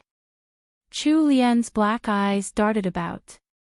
I can only do my best and hope my dear sisters won't laugh at my poor skills then. There was nothing to gain for the unmarried ladies if they competed with Chu Lian. This was a small group consisting of family members, and Chu Lian had already married out of the house. Thus, the ladies were smart enough to give Chu Lian some respect, at least for now. Other than the unhappy fifth Miss Su, everyone took turns asking about Chu Lian's life in the Jing'an estate one after the other. However, Xian showed a little worry on her face as she served her mistress from behind. Sixth Miss had said that she didn't like to drink sencha anymore. She wondered if it would affect her brewing skills today. Chu Lian kept calm and maintained a gentle, charming expression on her face, without any trace of anxiety. Upon seeing this, Xian slowly calmed down as well, thinking that sixth Miss was likely confident in her skills. Somewhere further away, without Chu Lian's knowledge, there was a slightly feminine-looking young man looking at her voraciously. Madame Rong's senior servant worked fast. Within a few minutes, she had already retrieved the set of tools required for brewing, and she placed them one by one on the stone table. The small pot used to boil water was right next to fifth Miss, so Madame Rong asked Miss Su to pass the small copper pot to Chu Lian. Fifth Miss had already been looking for a chance to make trouble for Chu Lian. When Chu Lian reached out to receive the pot, fifth Miss let go of the pot without waiting for her to hold it properly. Normally, Chu Lian would have been able to catch it safely. However, she had just been trying to think of a way to avoid showing off her sencha brewing skills, so she went with the flow and pretended not to catch it. The hot surface of the pot brushed across the back of Chu Lian's hand, leaving behind a small patch of red. She cried out in shock and held on to her hand. The copper pot landed on the floor with a loud clang, and the hot water splashed everywhere, causing the gentle ladies to shout. In a short moment, the pavilion was in chaos. Fifth Miss had also seen what had happened. Although she was happy inside because she had caused trouble for Chu Lian, she was also a little afraid that she had gotten herself into trouble too, due to Chu Lian's injury. She bit her lip, admonishing herself for being too rash. Xian suffered a huge shock and quickly pulled Chu Lian's hand over, pushing up the long sleeves. Upon seeing the red burn, about as large as a peach blossom, on the fair back of her third young madam's hand, Xian's eyes reddened as well in sympathy. Third young madam, does it hurt? Please let this servant put some medicine on it quickly. Although she had used the long sleeves to block the pot, the small burn was still quite serious. However, she could bear with the pain. Chu Lian took her hand back and smiled at Xian, using her eyes to reassure her maidservant. On the other hand, it was Madame Rong who thought that Miss Su had acted out of line when she saw Chu Lian's burn. She glared at Miss Su and pulled Chu Lian's hand over. Luckily, it's not too serious. Hurry back to your courtyard here and apply some medicine. This place isn't too far from your Anxiang court. When she heard Madame Rong mention Anxiang court, Chu Lian sighed inwardly. This was what the author had written in the original story after all. No matter how hard she had tried to avoid it, it seemed like there was a strange power pulling her along the original path of the story. Miss Su lowered her head, not daring to explain herself. Chu Lian couldn't help but feel a little helpless. Someone was getting in trouble because of her, but it had been necessary. She had to play long to get out of brewing sencha. Although Miss Su had indeed wanted her to make a fool of herself, Chu Lian had also used Miss Su for her own selfish reasons. Feeling a little guilty inside, she said, "Eldest sister-in-law, please don't get angry at fifth sister. I was careless and dropped the pot, it's not fifth sister's fault." Miss Su glared at her discreetly, the meaning in her eyes clear. "I don't need you to take the blame for me, you goody two-shoes." Chu Lian decided not to continue explaining. Instead, she turned and followed one of Madame Rong's senior servants to Anxiang Court. Anxiang Court was the courtyard that Chu Lian lived in while she was still at the Yingguo estate. Although she wasn't favored in the Chu family, she was still a legitimate daughter of the house after all. There were differences between daughters born of the legitimate wife versus those born from concubines. In the Yingguo estate, legitimate daughters didn't have to squeeze into a single courtyard with the rest of her sisters. However, right after Chu Lian left, Madame Rong found that the expressions of some of the ladies from the second branch seemed a little off. When Chu Lian was no longer in sight, Madame Rong's expression turned serious and she coldly asked, "What's wrong now?"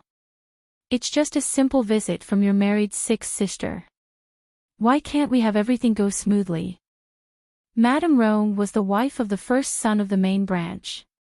She usually stayed in the East Compound and would rarely visit elsewhere in the Yingguo estate, so she wasn't up to date with the latest news in the West Compound. Upon seeing Madame Rong's expression turn darker and darker, one of the ladies hurriedly stepped out to speak. "Eldest sister-in-law, eighth sister moved into Anxiang Court yesterday." "What?" The eighth Miss Yuan, was the daughter born from the second wife of second master. She was 3 years younger than Chu Lian. The one who had just spoken was the third branch's legitimate daughter, the ninth Miss Fu. Madame Rong felt a headache coming on. Chu Lian had just married out of the estate, and after only 3 days, on her visit to her maiden home, her courtyard had already been taken up by someone else. If this happened to any other lady, they would be unhappy too. Grandfather was intent on striking up good relations with House Jing'an through sixth sister. However, sixth sister had just come back for a visit and so many troublesome things had already happened. Would she even think of helping the Chu family in the future? You, little Yuan. You're too thoughtless." Miss Yuan refused to admit any wrongdoing and raised her chin as she talked back at Madame Rong. "She's already married and no longer one of us. Why can't I move into Anxiang Court? I'm also one of father's legitimate daughters. My mother agreed to it too." Madame Rong's face flushed red in her anger. She tossed her sleeves and chased after Chu Lian. Seeing this situation, fifth Miss started to feel a little pity for Chu Lian instead. However, after remembering that Chu Lian had a handsome and caring husband, fifth Miss thought that she didn't deserve her pity in the slightest. With Xian supporting her at the side, Chu Lian recalled the events in the novel as she walked. Upon returning to her maiden home, the Chu Lian from the novel had also found out that her courtyard had been taken over. Aggrieved and angry, she had gone alone to the small bamboo forest in the inner court for a walk to clear her mind, leaving her maidservants behind. That was when she had met Xiao Bojian. Google Tag. Command Push, Function, Google Tag. Display, div, gpt, add, 15052721457333-0. Chu Lian walked slowly as she made her way to Anxiang Court. She didn't have the mood to admire the rather impressive scenery by the sides of the path. The depths of her pupils were cool, she was no longer the original brain-dead female lead. Xiao Bojian was full of wild ambition. She wouldn't be interested in a man like that even if he were the last one in the world. However, Chu Lian didn't know that she already gained a follower on the path to Anxiang Court. He Sanlang had left the outer court with the excuse of going to the restroom, and he had been slowly following behind her, closely watching her every movement.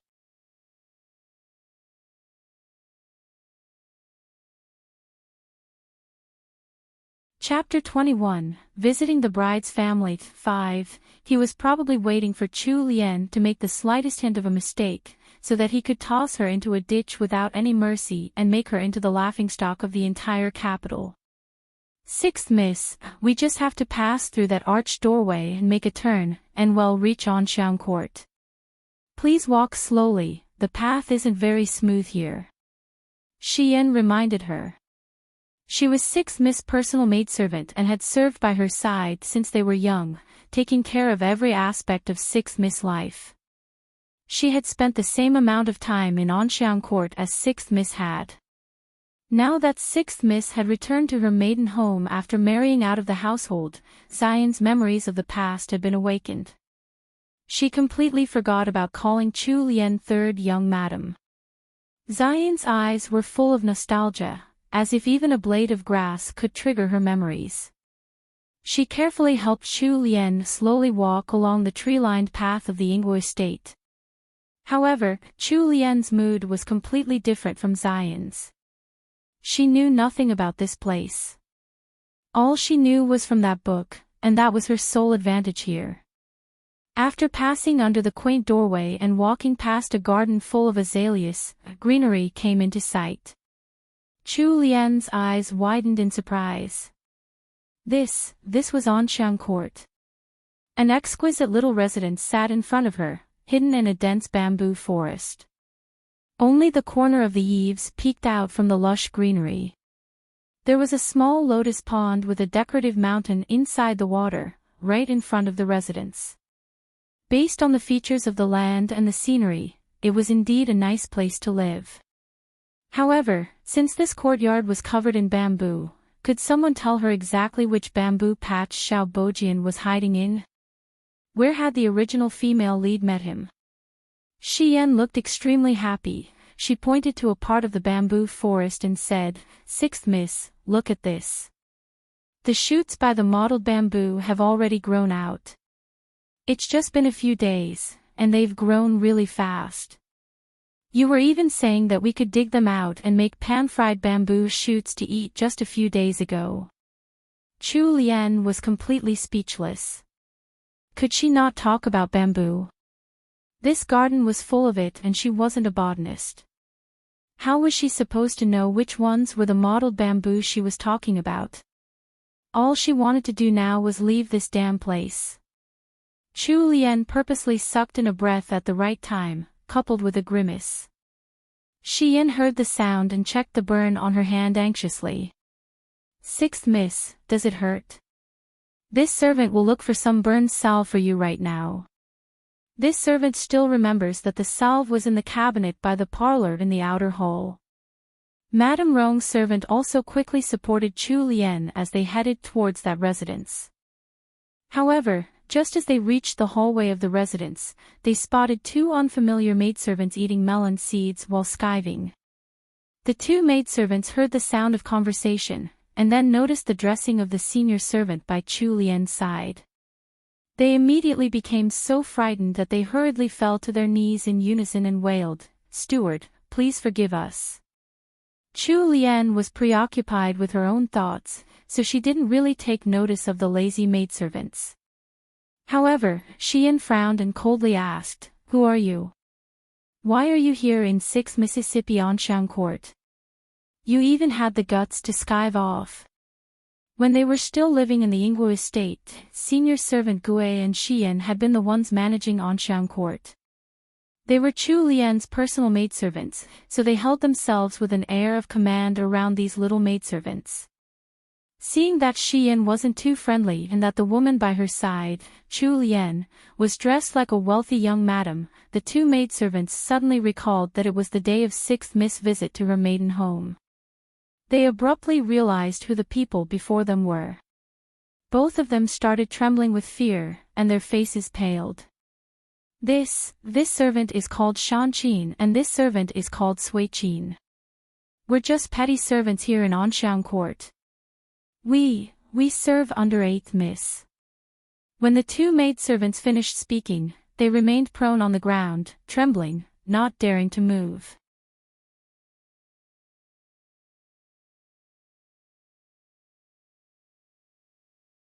Chapter 22, Visiting the Bride's Family, 6. This chapter has been stolen from LoveLore Novels. Please read from the original source.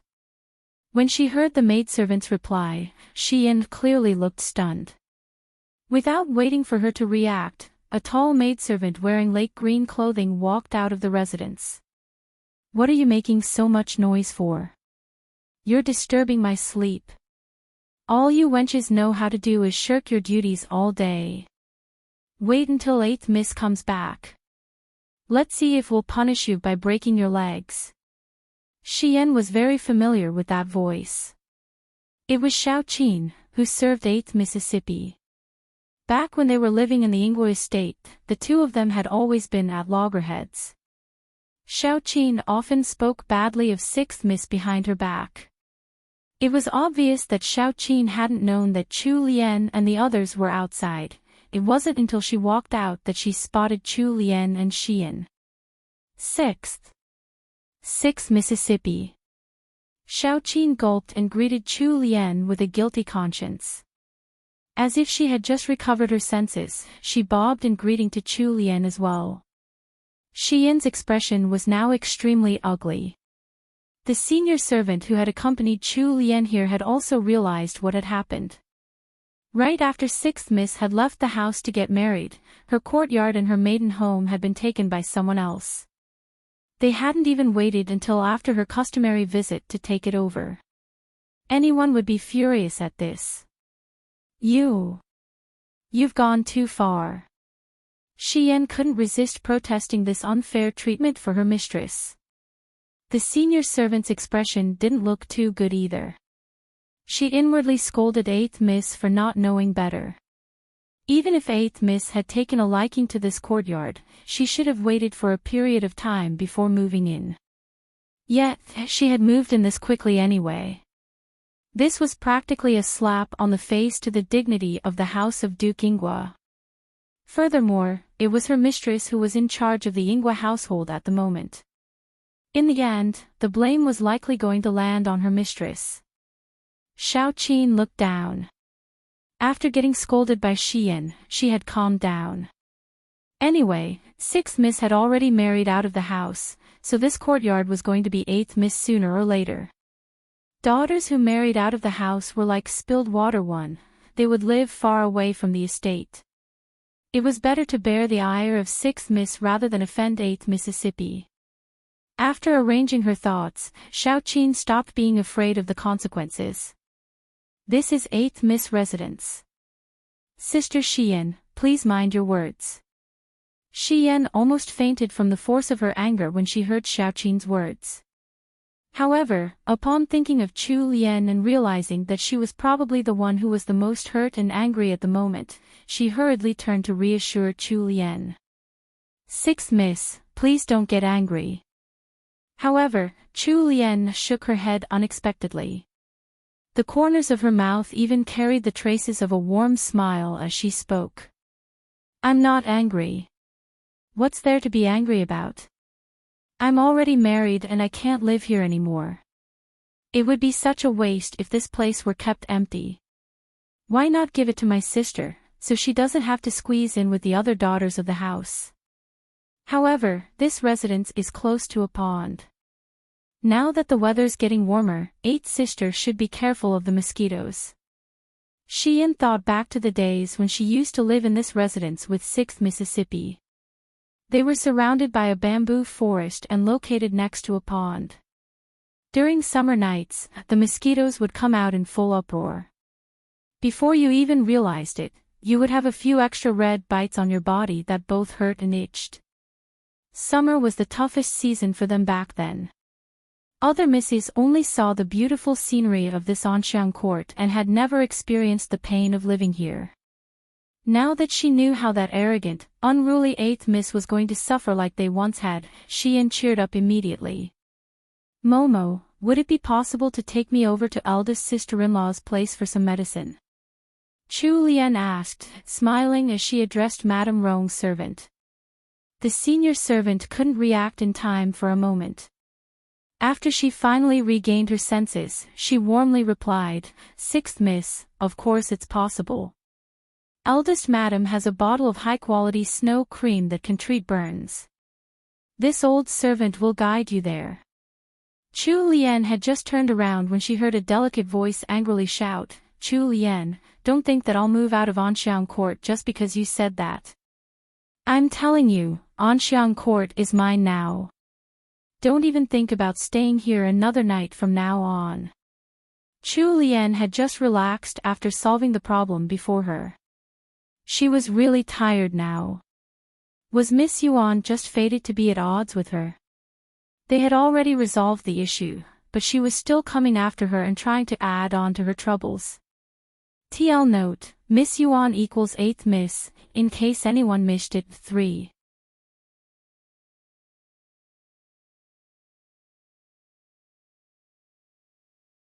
Chapter 23, Xiao Bojian. 1. The moment Chu Lian turned around, she saw the 8th Miss, Miss Yuan, standing at the entrance to the courtyard, looking both flustered and exasperated.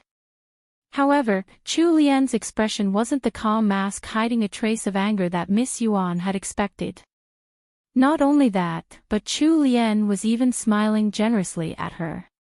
Actually, upon remembering how Miss Yuan was to marry a bastard of a husband in the future, Chu Lian was full of sympathy for her.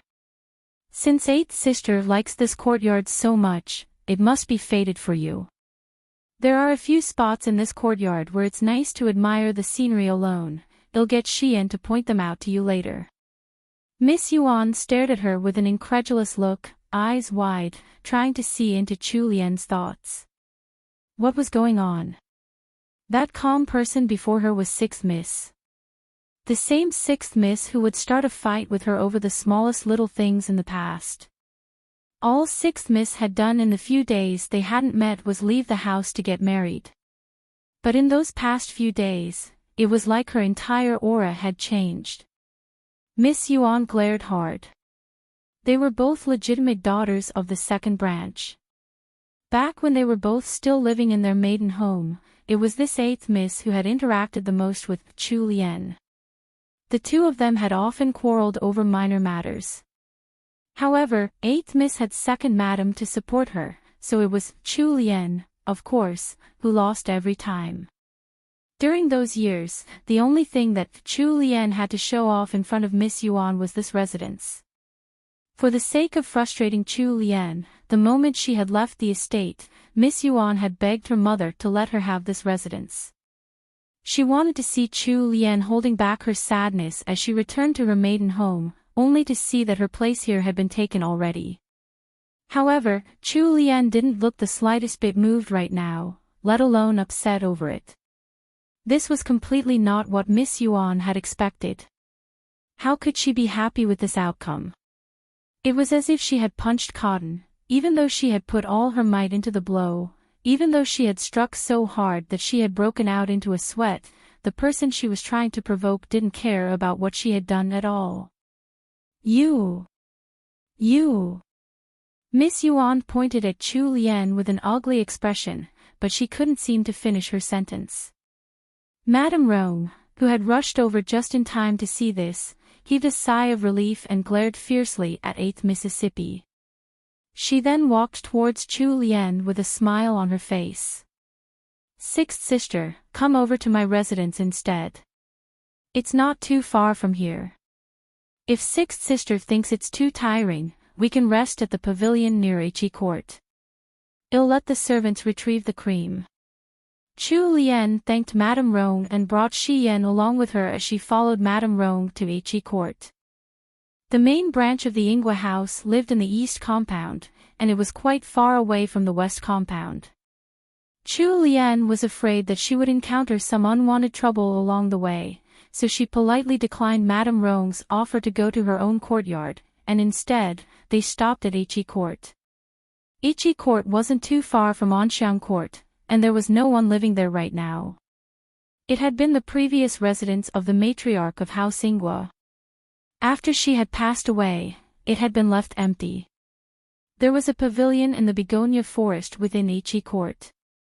The scenery here was beautiful, and the Ingwa ladies liked to take walks here and have a peaceful break. Madame Rong seemed to be afraid that the ladies of the house would cause more trouble, so she didn't dare to let them follow along.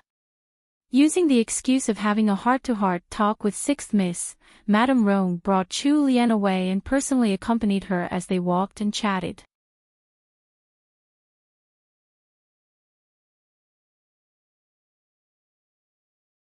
Chapter 24, Xiao Bojian. 2. This chapter has been stolen from LoveLore novels. Please read from the original source. Within a short while, they had already reached the pavilion outside He Court. Madame Rong's servants had already prepared some sweets for them. Sixth sister, wait here for a moment. China walks fast, so she'll be back shortly. Eldest sister-in-law, please rest easy. It's just a small red patch. It doesn't even hurt anymore. Although it really didn't hurt anymore, Chu Lian had been born naturally fair. Her hands were white and smooth, and especially pretty. Now that there was this small patch of redness on the back of her hand, it was extremely noticeable.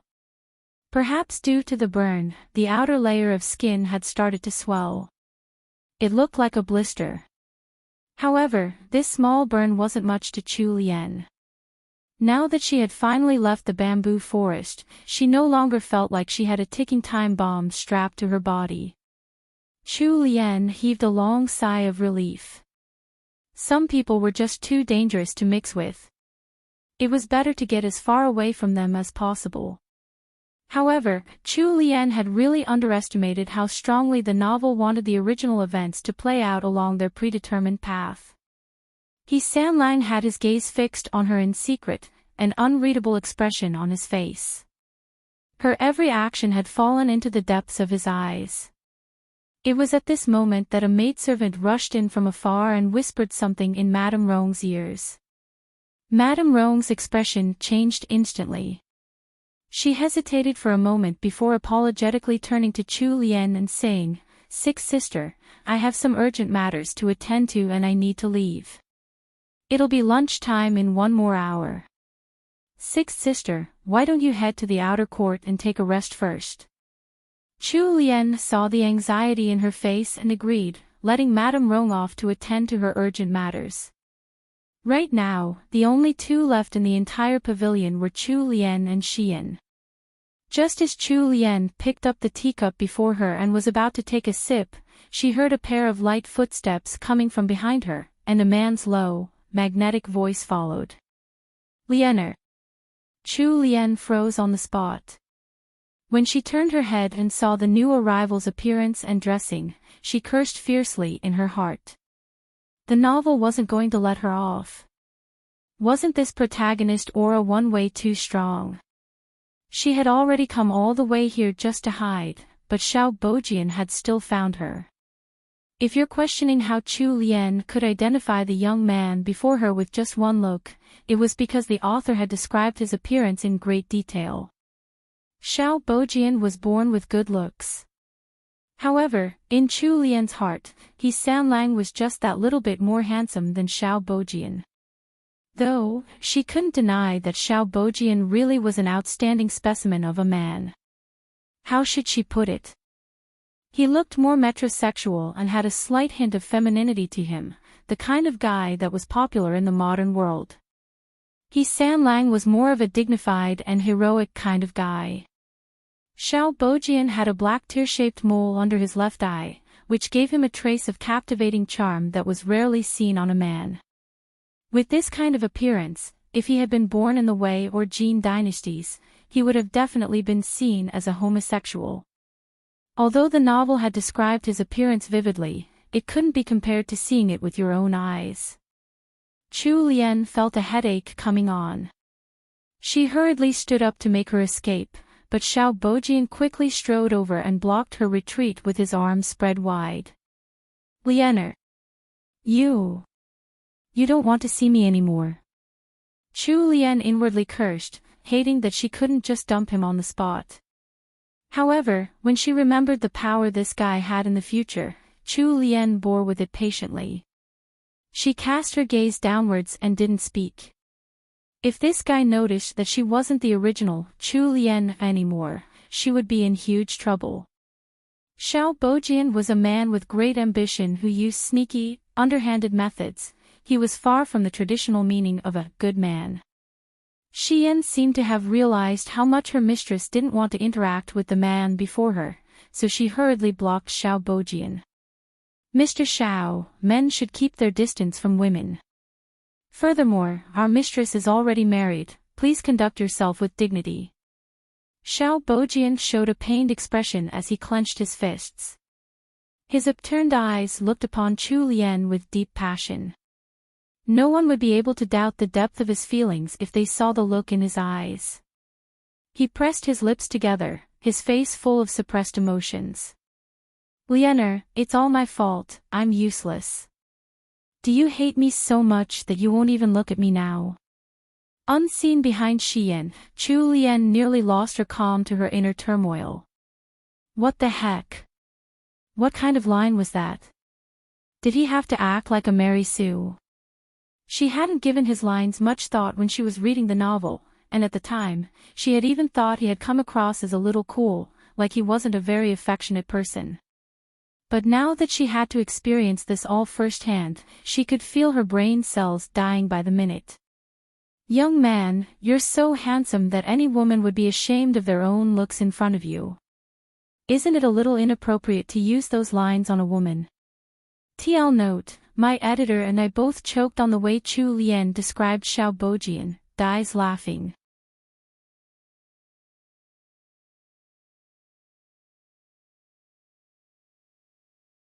Chapter 25, He Sanlang Saves the Day. 1. Chu Lian really wanted to refute him like this, I really don't want to see you anymore. Please don't try to arrange a meeting with me ever again.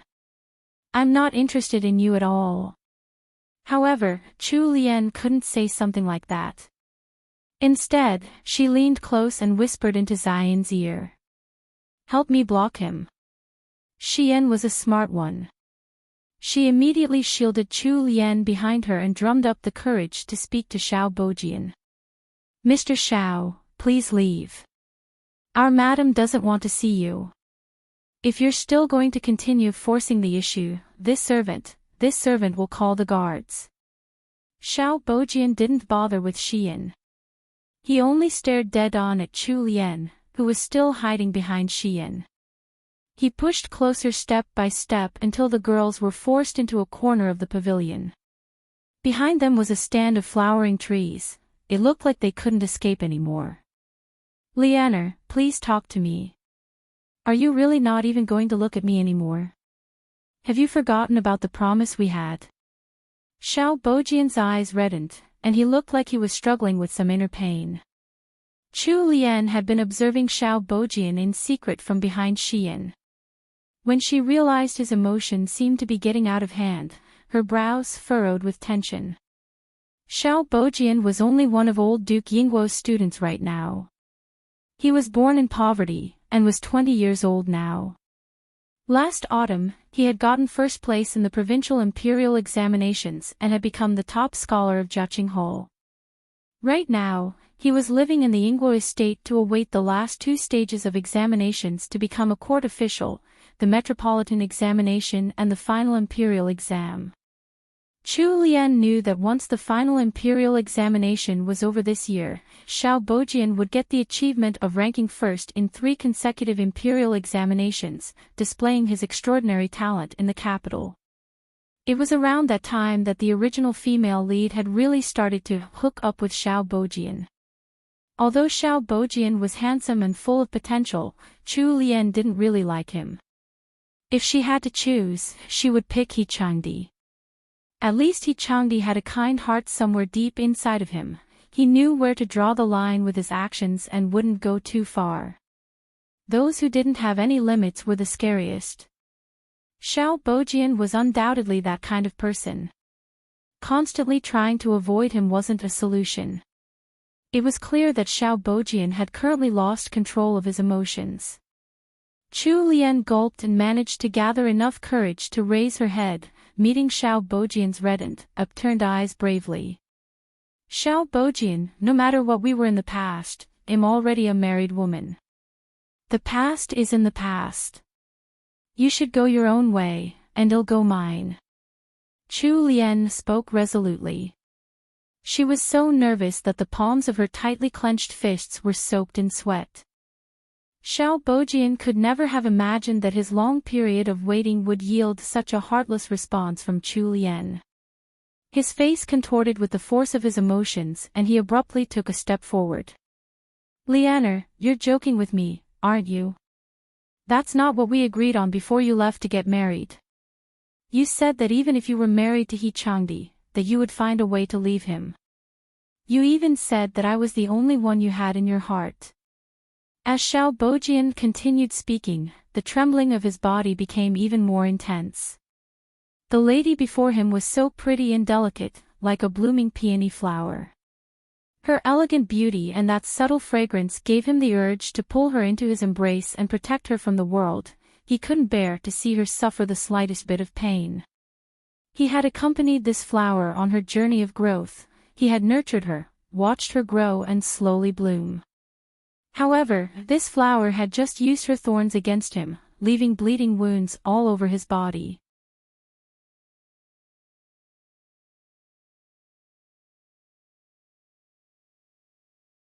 Chapter 26, He Sanlang Saves the Day. 2. Chu Lian had only wanted to make things clear with Xiao Bojian. No matter how much the past, Chu Lian had liked him, that had nothing to do with her now. She hadn't expected that Xiao Bojian would lose control after she had made her intentions completely clear. This didn't look good. Chu Lian felt helpless. Why was everything exactly the same as in the novel, except for Xiao Bojian and He Sanlang? He Sanlang had become bipolar and Xiao Bojian couldn't handle the slightest bit of emotion. Her dream of living a peaceful life was flying further and further away. Her demands weren't too outrageous, right? All she wanted to do was to live happily and peacefully as a layabout. She didn't want to attract any trouble at all. Xiao Bojian, we should all calm down. Some things can't be forced. Chu Lian really had her hands tied. This place was so remote and quiet, and it was also the day of her visit. All the maidservants in the inner court had gone to the outer court to help out, leaving not a single person to be found around here. If Xiao Bojian lost control of his emotions and tried to do something, she would definitely be the one on the losing end. Xian was just a young girl, she couldn't hold a full-grown man back. The scorching gaze that had been fixed onto Chu Lian cooled down instantly. It seemed like Xiao Bojian couldn't bear with it any longer. He pulled Xian away and reached out to grab Chu Lian. Since Chu Lian was no longer the Chu Lian of the past, her guard had already been up against Xiao Bojian. The moment he had reached for Xian, she had already begun to dodge to the other side. Chu Lian quickly took a few steps away from him, increasing the distance between her and Xiao Bojian. The two of them stood facing each other in the pavilion. Not far away, behind a flowering tree, Changdi had seen everything that had happened from the start. From here, although he could see their every action, he couldn't hear what they were saying at all. However, in his eyes, it was Chu Lian who had found an excuse to rest here in this pavilion in He Court. Madame Rong had then left with her servants. Not long after Madame Rong had left, Xiao Bojian had walked out from wherever he was hiding to meet with this wicked woman. This was what that wicked woman had told him herself before he had died in his past life. He thought that she had made it up just to spite him, who knew that it was all true. Chu Lian. You've got guts. You're actually using this visit to meet your lover. Although they were merely husband and wife in name, this was an insult to House Jingan. He Sanlang felt like his head was likely shining a bright green. Following that, when he saw Xiao Bojian slowly forcing his way closer to Chu Lian and pulling Xian away, Changdi couldn't wait any longer. He came out from where he was hiding in the greenery with a dark expression, striding with large steps towards the paramours. He was going to expose them today. He Sanlang's footsteps were heavy and rushed. Chu Lian spotted Changdi hurrying towards them just by turning her head a little. The worry she had been holding in her heart finally settled down. It was good that Changdi had come. She no longer needed to worry about getting bullied by Xiao Bojian and the consequences of being mistakenly seen by passers-by. Since she had relaxed, the worry that had been on Chu Lian's face disappeared. She turned around, lifted the hem of her skirts, and ran towards He Sanlang. He Sanlang's gloomy face unexpectedly met with Chu Lian's. The girl running towards him was wearing a resplendent pink dress with layers upon layers of skirts. As she ran towards him, the layers of skirts were lifted by the wind, creating the pretty picture of a butterfly. The carefree smile on her face made it seem as if she only had him in her eyes. He Sanlang froze. Without waiting for him to react, Chu Lian had already reached his side. She picked up his arm in an intimate manner and called out in a coquettish voice that would give even herself goosebumps, "Husband." He Sanlang's entire body had stiffened thanks to Chu Lian's touch. Wait a minute, wasn't there something wrong with this picture? Hadn't he come here to catch a pair of adulterers? How did it turn into this?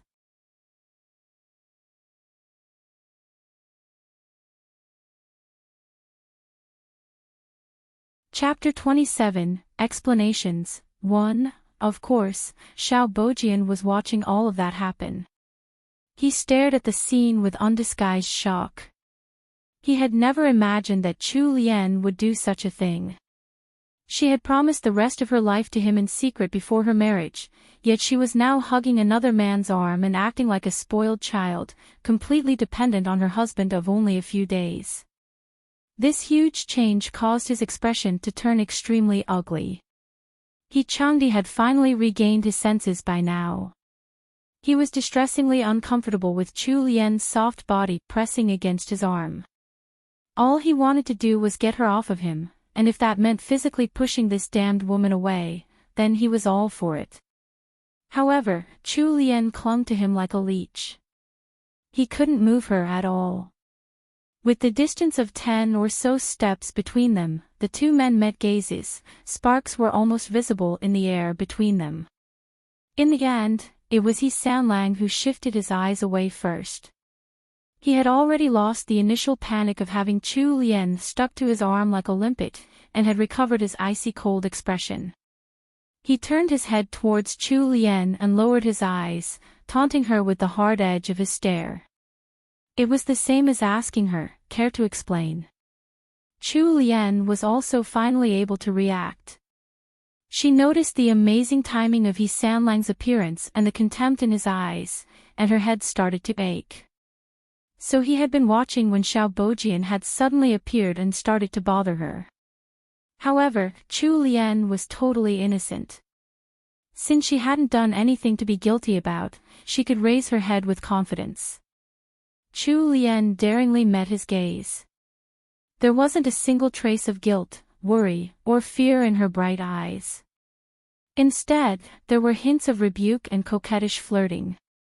Poor He Sanlang was beginning to feel a little guilty after getting stared at by her big, innocent eyes. He should have jumped out earlier to save her from Xiao Bojian the second he noticed him disturbing her. Making use of the standstill, Xian ran back to her mistress. Although he had initially been a little flustered by Chu Lian's gaze, He Changdi's expression turned grave the moment he realized the change of his thoughts.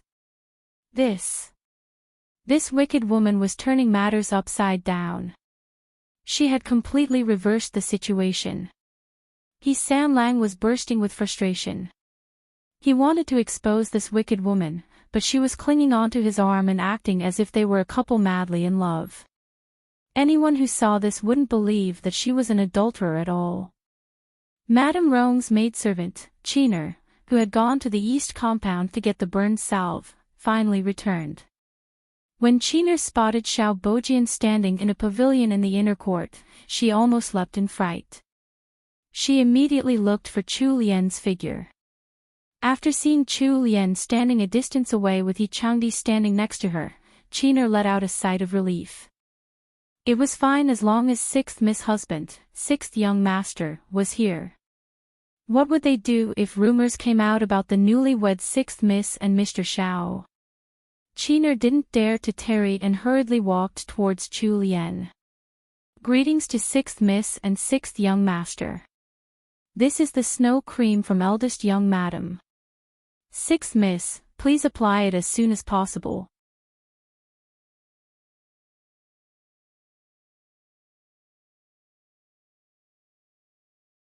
Chapter 28, Explanations. 2. This chapter has been stolen from LoveLore novels. Please read from the original source. Xian received the snow cream from Qiner and pulled up Chu Lian's slightly long sleeves. She then gently applied the milky, translucent cream onto the slight swell of the blister on the back of Chu Lian's hand. It hurt a little when Xian touched it, so Chu Lian jerked out of reflex. Her brows started to furrow. Xian's heart ached for her mistress. "Sixth miss, please bear with it for a moment. It will be done soon." He Sanlang was standing next to Chu Lian, so he could see that burn on her hand out of the corner of his eyes. His brows also unconsciously began to draw together. After Xian applied a thin layer of the snow cream to the blister, Chu Lian carelessly used her sleeve to hide it. He Sanlang turned away like he had been caught staring at something he shouldn't have. Xiao Bojian was still standing in the pavilion, refusing to leave. He Changdi's expression changed and he instantly became a polite, elegant gentleman. "Mr. Xiao, what a coincidence this is, meeting you here." This was the inner court of the Ingguo estate. Men unrelated to the family were generally not allowed into the inner court. Thus, He Changdi's tone was full of undisguised mockery. Xiao Bojian didn't give a reply. His gaze rested on Chu Lian for a moment, darkness swirling in the depths of his eyes, pressuring Chu Lian. Xiao Bojian made a cupped fist greeting one to He Changdi, the corners of his lips curled up at a strange angle. It looked like a mix of mocking in return, as well as determination to obtain the object of his desires. He then turned and vanished into one of the gardens of the Ingguo estate. Qiner stared in a daze from the side. Although she wanted to report this to Madame Rome, she had felt Xiao Bojian's icy gaze linger on her before he had left, so she subconsciously decided to keep whatever she had seen to herself. Xian could sense that the air between Sixth Miss and young master wasn't right, so she tried to interrupt. "It's almost time for lunch at the outer court." Xiao Bojian had finally left. Although the last look he had cast at her before leaving made Chu Lian feel extremely uncomfortable, she was going to live in the Jing'an estate from now on. They were probably never going to meet again, so she didn't need to worry about it for the time being. The hold she had around He Sanlang's arm loosened. He Sanlang felt the change and tossed away Chu Lian's arms forcefully, coldly harumphing once. Following that, he bent down and whispered to her in a voice that only the two of them could hear. "My dear wife, I would love to hear your grand explanation for today when we get back home." Then he pulled away, letting the threat linger with her. Chu Lian inwardly wailed in anguish. Xiao Bojian had come to find her of his own accord. How was she supposed to explain that? She had even been trying to avoid him. After that, it was time to eat lunch with the various senior family members in the Ingguo estate. The men and women sat in separate areas. Old Duke Ingguo personally accompanied He Sanlang to drink over at the men's side, while it was much more casual for Chu Lian. In the beginning, Madame Rong led a toast for Chu Lian. Then, they simply had lunch in quiet. Chu Lian wasn't familiar with the madams and ladies of House Ingguo at all, so she naturally didn't have anything to say. Google Tag. Command Push, Function, Google Tag. Display, div, gpt, add, 15058733000429-0. It wasn't until close to dusk that He Sanlang and Chu Lian were escorted to the estate's entrance by the people of House Ingguo. Perhaps He Sanlang had drunk too much due to his anger at Xiao Bojian in the afternoon. Even now, the smell of alcohol still clung to him. Chu Lian was worried that he would fall off his horse if he tried to ride it now, so she got Liyue to support He Sanlang up the carriage. It was only after seeing Liyue set her husband down properly in the carriage that Chu Lian got on. They slowly began to move on the wide stone road. Chu Lian stared at Hechangdi, who was resting against the side of the carriage. He had the strong stench of alcohol around him, making Chu Lian's eyes water. She couldn't resist pinching her nose and trying to fan away the smell. Who knew that He Sanlang would pick this moment to open his black eyes? However, he looked sober and not at all drunk.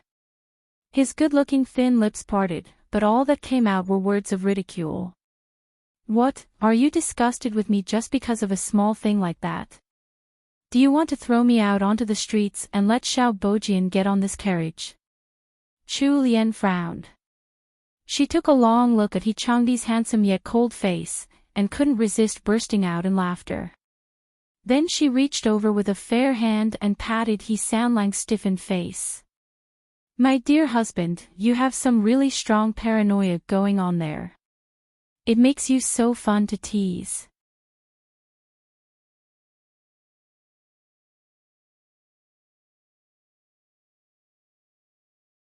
Chapter 29, An Awkward Misunderstanding. 1. Hechangdi went completely still thanks to Chu Lian's actions. He stared at her with a dark expression on his face. He was absolutely certain that this young, beautiful wife before him was the same Chu Lian from his previous life, because they looked exactly the same. However, why was there such a difference in their personalities? The wicked woman, Chu Lian from his previous life, would never have come this close to him. If she had to choose between him and Xiao Bojian, she would have picked Xiao Bojian without any hesitation. However, if she wasn't Chu Lian from his previous life, why would she meet in secret with Xiao Bojian? The more He Sanlang pondered, the darker the look in his eyes. Finally, he inwardly shook his head and laughed at himself. Of course she was the same wicked woman as before, she simply learned how to hide her true self better this time. Chu Lian noticed the sudden change in He Sanlang's face, so she stopped trying to tease him and sat properly by his side. Hechangdi brushed away some non-existent dirt on his clothes. Then, intending to ridicule her, he said, "It's only been 3 days since we've gotten married. Who would have known that my dear wife had someone else in her thoughts this whole time?" Chu Lian frowned as she turned to look at He Sanlang. My dear husband, what are you talking about? I can't seem to understand you. Humph. I didn't realize that you'd gotten better at acting. Chu Lian, let's see how long you'll keep this up for. Right after he finished speaking, He Sanlang sat in the corner with his eyes closed, clearly ignoring Chu Lian. He treated the pretty little wife by his side as if she was made of air. Chu Lian didn't bother herself with him. He Sanlang obviously had a huge bias against her. Trying to make nice with him now would only cause the opposite effect. Why not simply ignore him and take a break? She was pretty tired from spending the whole day making conversation with the womenfolk of House Ingwa, after all. Chu Lian sunk into silence, but the rage in Hechangdi's heart only grew. He sneered in his heart. Ha! As expected, although she had been acting as if she didn't care, she was still thinking about Xiao Wujing in her heart. Let's see how long you can keep pretending. Sooner or later, the day will come when Xiao Wujing falls into his hands. By then, I'd like to see if Chu Lian could still remain calm. Chu Lian wasn't thinking as deeply as he was. She had been completely tired out by the visit today. The carriage rode stably over the broad, paved roads. The gentle shaking lulled Chu Lian to sleep in no time at all. He Sanlang had his eyes closed as he mulled over things in his head. Suddenly, something heavy fell onto his shoulder and he could feel slow, regular breaths blowing against his neck. He immediately froze. Upon opening his eyes, he cast a deep, darkened gaze downward, only to see Chu Lian sleeping defenselessly on his shoulder. The woman by his side had a serene expression on in her sleep, her lips slightly tilted upwards. She looked like a defenseless child. If he hadn't seen how ruthless she could be in his previous life, he might have thought that she could be a good wife to him. As his thoughts ran back to the various events that had happened in the past, the calm and gentle expression on He Sanlang's face disappeared in a flash. He tried to shuffle away in disdain, but Chu Lien was like jelly, clinging onto him. He Changdi couldn't bear with it any longer and reached out to push at her. After Chu Lien's head was pushed away, she frowned in dissatisfaction and mumbled something he couldn't make out before rolling back onto He Sanlang's body. His mouth twitched and he quickly dodged her. This time, Chu Lien didn't land on his shoulder. Instead, her head fell onto his thigh. He Sanlang was completely speechless towards this woman. She managed to sleep through all of that like a dead pig, so why couldn't she just sleep herself to death? This time, He Sanlang was too lazy to bother with her.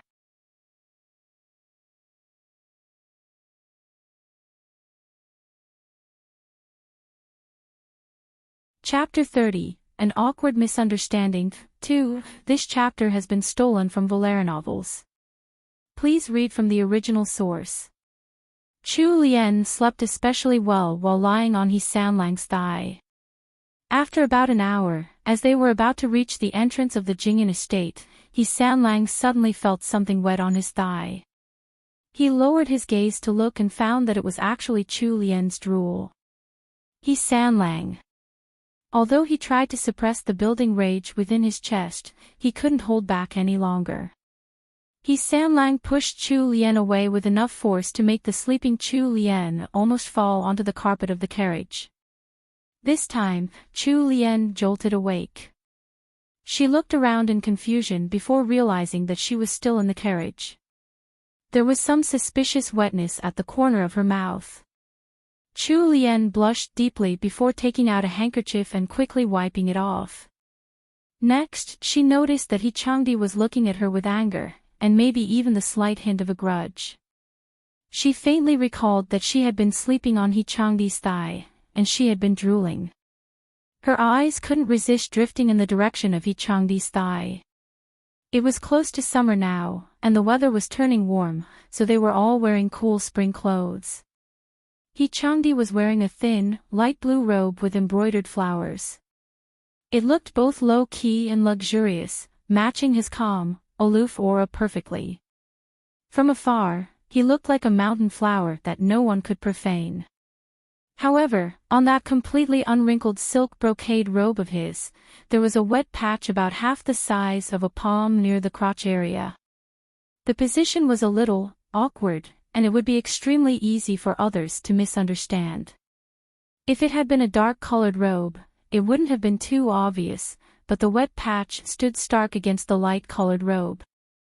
It only took one glance for Chu Lien to realize she had caused some trouble this time. The corner of her eye twitched. She hurriedly hid in the corner like an ostrich, moving as far away from He Changdi as she could and pretending she hadn't seen anything. He Changdi's expression had turned completely black. He had the sudden urge to beat Chu Lien up, but he had never hit a woman before. It was part of the He family principles to never harm a lady. He snatched the handkerchief in Chu Lien's hands away and scrubbed at the suspicious mark on his robe. However, he didn't realize that Chu Lien had already used the handkerchief to wipe her mouth, so he ended up making the wet patch even bigger. He Changdi threw the handkerchief to the floor. This time, his face was so black, it could probably drip ink. Google Tag. Command Push, Function, Google Tag. Display, div, gpt, add, 1505873300429-0. He was about to ridicule Chu Lien when he heard Liuyue announce from outside the carriage, "Third young master, third young madam, we've reached the entrance of the estate. Senior servant Liu and eldest young madam are waiting to welcome us at the entrance." Following that, the carriage came to a stop. Since eldest sister-in-law had personally come out to welcome the couple back home, it would be rude if they didn't get out of the carriage to meet her.